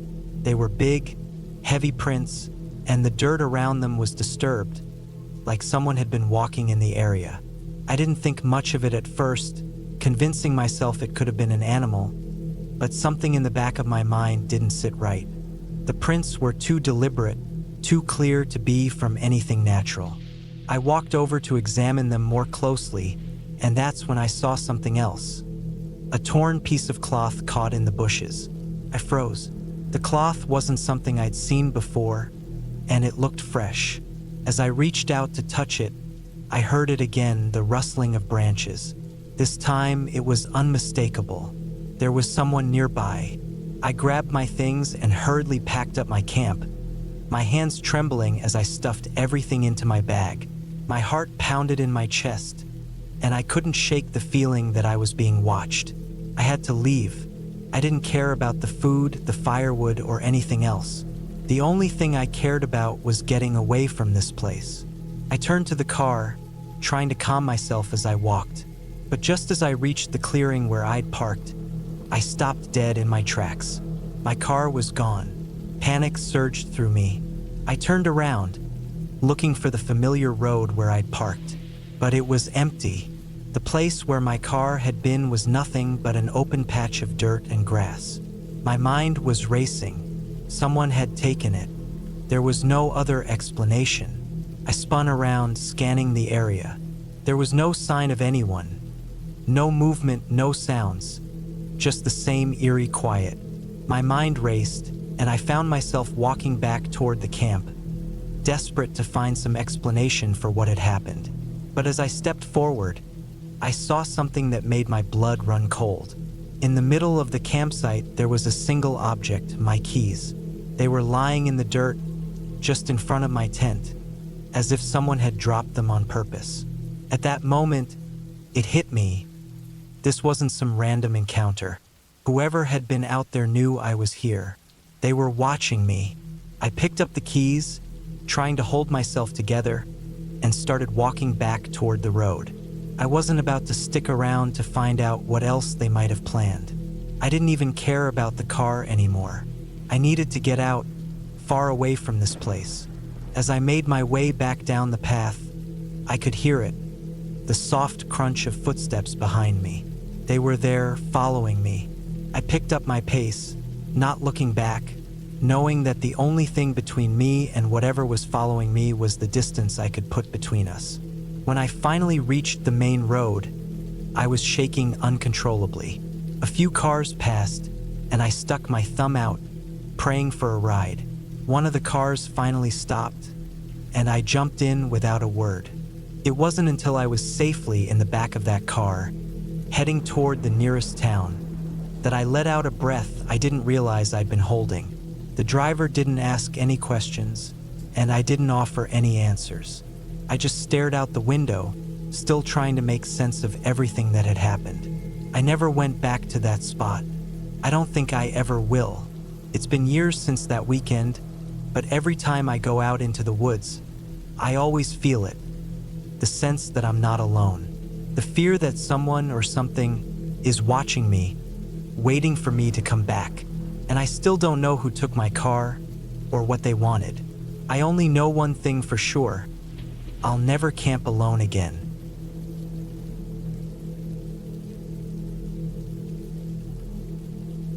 It was supposed to be a simple camping trip. Just me and a couple of friends, escaping the noise of the city for a weekend in the woods. Nothing fancy, just tents, a campfire, and the sound of nature.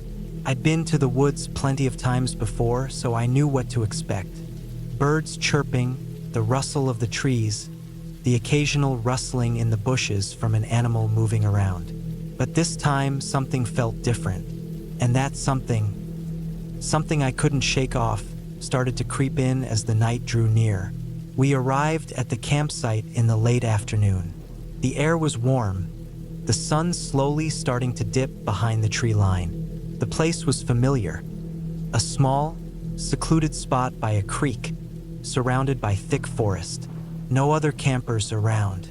We set up our tents near the creek, the sound of running water already soothing. The wind rustled the leaves, and the smell of pine and fresh earth filled the air. It was peaceful, at least for now. We spent the evening cooking dinner over the fire, laughing, telling stories, and just enjoying the peace of being away from everything. It was the kind of night where everything felt normal, calm. The fire crackled, and we sat back in our chairs, looking up at the stars. The forest seemed to stretch endlessly around us, dark and vast, with the creek providing a soft, constant hum in the background. The wind had died down by the time we settled in for the night, leaving an eerie silence. I crawled into my tent around midnight. I'd been the last one to head in, and the others had already drifted off to sleep. I lay there for a while, listening to the occasional sound of an animal scurrying in the underbrush. The night was colder now, and I pulled my sleeping bag tighter around me, trying to shake off a strange feeling that I couldn't quite explain. That's when I heard it. First, it was faint, a soft crunching sound, like someone walking on dry leaves. But it wasn't the usual forest noise.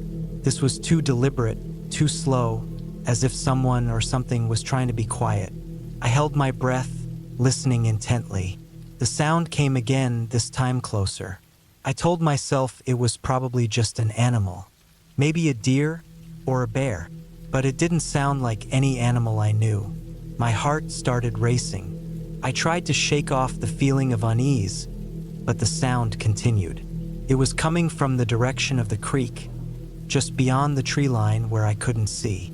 I strained my ears, trying to hear if it was just the wind or some animal, but the steps, if that's what they were too deliberate. My mind raced with possibilities. Could it be someone? I wasn't sure if any other campsites were around, but there were no cars parked nearby. Still, it could be someone walking in the woods at night, but it didn't feel right. The sound didn't fit, and it was getting closer. I grabbed my flashlight and unzipped my tent quietly, peeking out. The night was pitch black, the only light coming from the dying embers of the campfire. My friends were still in their tents, all asleep, oblivious. I scanned the dark forest, the beam of my flashlight cutting through the trees, but I saw nothing, just shadows. The sound stopped. For a moment, everything was still again. No crunching of leaves, no movement, just the faint murmur of the creek. I felt a little foolish. Maybe it had been my imagination. I was just tired, and the isolation was getting to me. I crawled back into my sleeping bag, trying to calm myself. But then I heard it again. This time it was even closer. The slow, deliberate steps, the crunching of the dry leaves. My breath caught in my throat. This wasn't just some animal. It was too steady, too controlled. And it wasn't stopping. It was moving steadily, in a straight line, right towards the campsite. I couldn't stay in the tent anymore. My curiosity and fear overpowered the need for sleep. I grabbed my shoes, put them on quickly, and unzipped my tent, stepping out into the cold air. The forest was still quiet, but I could sense that something was wrong. I looked over at my friends' tents, but they were motionless. Maybe they were deep asleep. Maybe they hadn't heard anything. I took a few steps toward the trees, the beam of my flashlight trembling in my hand. The steps had stopped again, but I couldn't shake the feeling that I wasn't alone. There was a presence, something in the woods with me. The hairs on the back of my neck stood up. The air felt thick, heavy with the unknown. I walked toward the creek, my flashlight flicking from side to side, searching the dark shadows of the trees. My heart pounded in my chest, each step feeling heavier than the last. I reached the edge of the creek and stopped. Nothing. No footsteps, no movement, just the gentle flow of water. I stood there for a moment, my breath shallow, waiting for anything to break the silence. Then I heard it again, closer this time. I spun around, scanning the woods with the flashlight, but there was no sign of movement. My pulse was racing now, my breath coming in quick bursts. The sound of footsteps had stopped, but the feeling of being watched had only grown stronger. Something was out there, and I knew it wasn't good. I was about to turn back and head for my tent when I heard something else. A soft rustling in the bushes nearby. Too soft to be an animal, too deliberate to be natural. It was like someone was trying to stay hidden. I froze. The bushes rustled again, and then, unmistakably, I heard a low whisper. Not a voice I recognized, just a faint, guttural sound, as if someone was trying to communicate without being heard. The whispering didn't come from my friend's direction. It came from deeper in the woods, beyond where the flashlight beam could reach. Without thinking, I bolted back toward the campsite, my feet pounding the forest floor. I didn't care if I woke up my friends. I needed to be back at camp. I felt the weight of the darkness around me, pressing in from all sides. The whispering continued, soft at first, then growing louder as I neared the camp. I reached my tent, unzipped it, and scrambled inside, heart racing. I laid there for what felt like hours, wide awake, listening to the forest around me. But there were no more footsteps, no more whispers, just the quiet murmur of the creek. Morning came eventually, and with it a strange sense of relief. The sun rose over the trees, and the campsite looked just like it always had, peaceful, serene. There were no signs of anything unusual, nothing to explain the strange events of the night. I half expected to hear my friends laughing about how I'd freaked out over nothing. But when I looked at them, they were all still sound asleep. I wanted to leave. I wanted to pack up, drive back home, and forget about everything. But I couldn't bring myself to do it. Instead, I forced myself to shake it off, telling myself it had just been a bad dream or a product of my imagination. The forest had a way of playing tricks on your mind, especially at night. But deep down, I knew what I had heard. I knew what I had felt. Something was out there. Something had been watching me. As we packed up and left that morning, I caught a glimpse of something in the trees on the far side of the creek. A shadow, just out of reach of the sunlight. I thought I saw movement, but when I looked again, there was nothing. The forest was still. We drove back home, and I didn't say anything to my friends. I didn't want to sound crazy, but even now, whenever I'm out in the woods, I can't shake the feeling that I'm being watched. And the sound of crunching leaves underfoot, it never quite leaves my mind. I don't know what I experienced that night, and I don't want to know. All I know is this: some things in the woods are better left unexplored. Some things are better left unknown.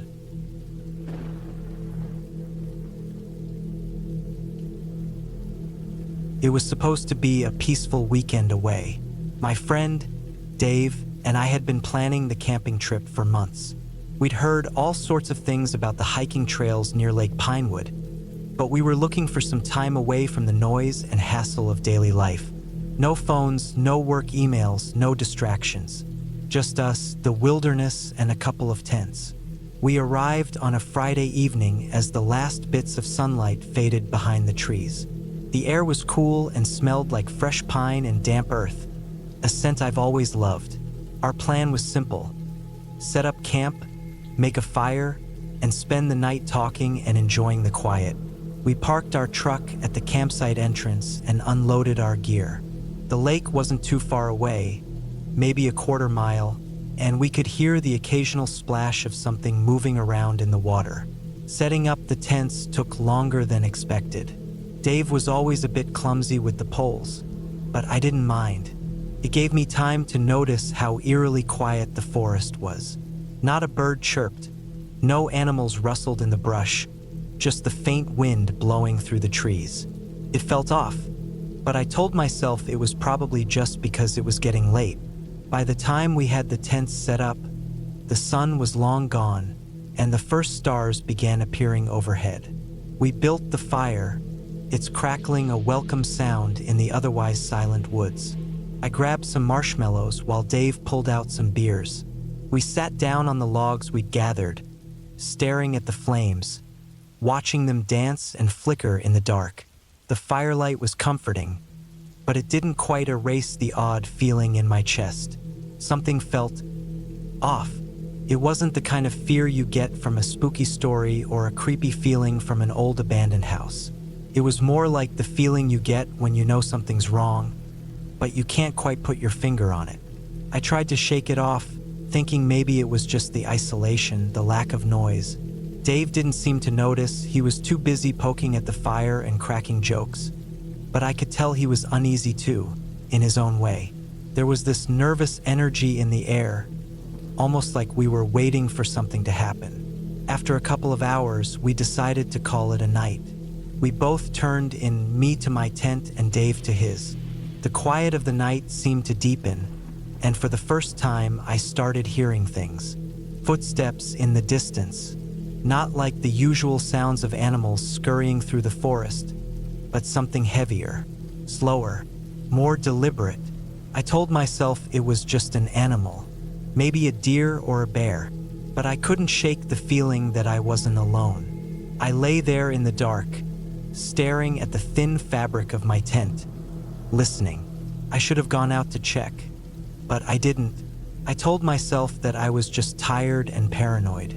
Then came the sound again, closer this time. It was faint, but it was there. A dragging sound, almost like something scraping against the ground. I couldn't stand it any longer. I grabbed my flashlight and zipped up the tent, deciding to step outside. The cold hit me immediately, and I pulled my jacket tighter around my shoulders. I shined the light around, scanning the trees. Nothing. I figured I'd walk over to Dave's tent and see if he had heard it too. I stepped lightly over the damp earth, trying not to make any noise. When I reached his tent, I was about to knock when I heard a twig snap behind me. I froze. The sound was distinct, unmistakable. Not an animal, not the wind. This was something else, something deliberate. Slowly, I turned, shining my flashlight in the direction of the noise. Nothing. I waited, heart racing, but all I could hear was the wind rustling the trees and my own breathing. I turned back to Dave's tent, but before I could move any further, I heard the scraping sound again, closer this time. I was done. I rushed back to my tent, zipped it up as fast as I could, and lay there in the darkness, my hands shaking. I couldn't go back to sleep. I didn't know what it was, but I couldn't ignore it anymore. Eventually, I must have drifted off because the next thing I knew, I woke up to Dave shaking me. "Hey, are you okay?" he whispered, his voice full of concern. I rubbed my eyes and sat up. Yeah, just, I don't know. Something weird happened last night." "You heard it too, huh?" I blinked. "What? You heard it?" Dave nodded. "I thought I was going crazy. I heard those footsteps. It sounded like they were circling our tents. And then the scraping. Did you hear that too?" I felt a chill crawl down my spine. "Yeah, I thought it was just my imagination. What the hell is going on?" We both stood there, staring at each other for a long moment. Neither of us said anything, but we both knew something wasn't right. We decided to pack up and head to the lake, hoping the fresh air would clear our heads. The walk was awkward, tense. The same eerie silence surrounded us, and the whole place felt wrong. We were too far from civilization to be comfortable, and the weight of that isolation hung over us. As we approached the water, we both noticed the same thing. The footprints. They were fresh, deep in the mud near the edge of the lake. The prints weren't animal tracks. They were human. The realization hit us both at the same time, and our stomachs dropped. "Did you see that?" I asked, my voice barely above a whisper. "Yeah," Dave replied. "I thought I was imagining it, but there's no mistaking it. Those are human tracks. There was no mistaking it." 2 sets of large, muddy footprints, clearly made by someone who had walked right up to the lake, stopped for a moment, and then turned and walked back into the woods.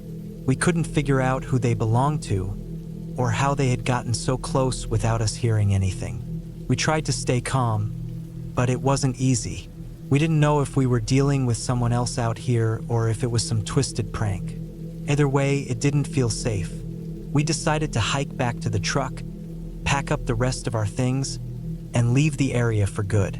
As we made our way back to the campsite, the tension kept building. Every noise, every snap of a branch, every rustle in the bushes made us both jump. By the time we reached our tents, we were both on edge. We quickly packed up the gear, barely taking the time to fold our sleeping bags or organize our things. All we wanted was to get out. It wasn't until we were almost back to the truck, our bags thrown in the bed, that we realized how stupid we had been. We hadn't seen anyone. There had been no sign of anyone else in the woods. All we had were those footprints, but they were real, and someone or something had been out there watching us. We left fast with no further explanation or answers. I don't know what we encountered in those woods, but I do know one thing. I'll never set foot in Lake Pinewood again. Whatever we felt out there, that sensation of being watched, it wasn't just in our heads. There's something off about that place, something I can't explain, and I don't want to try.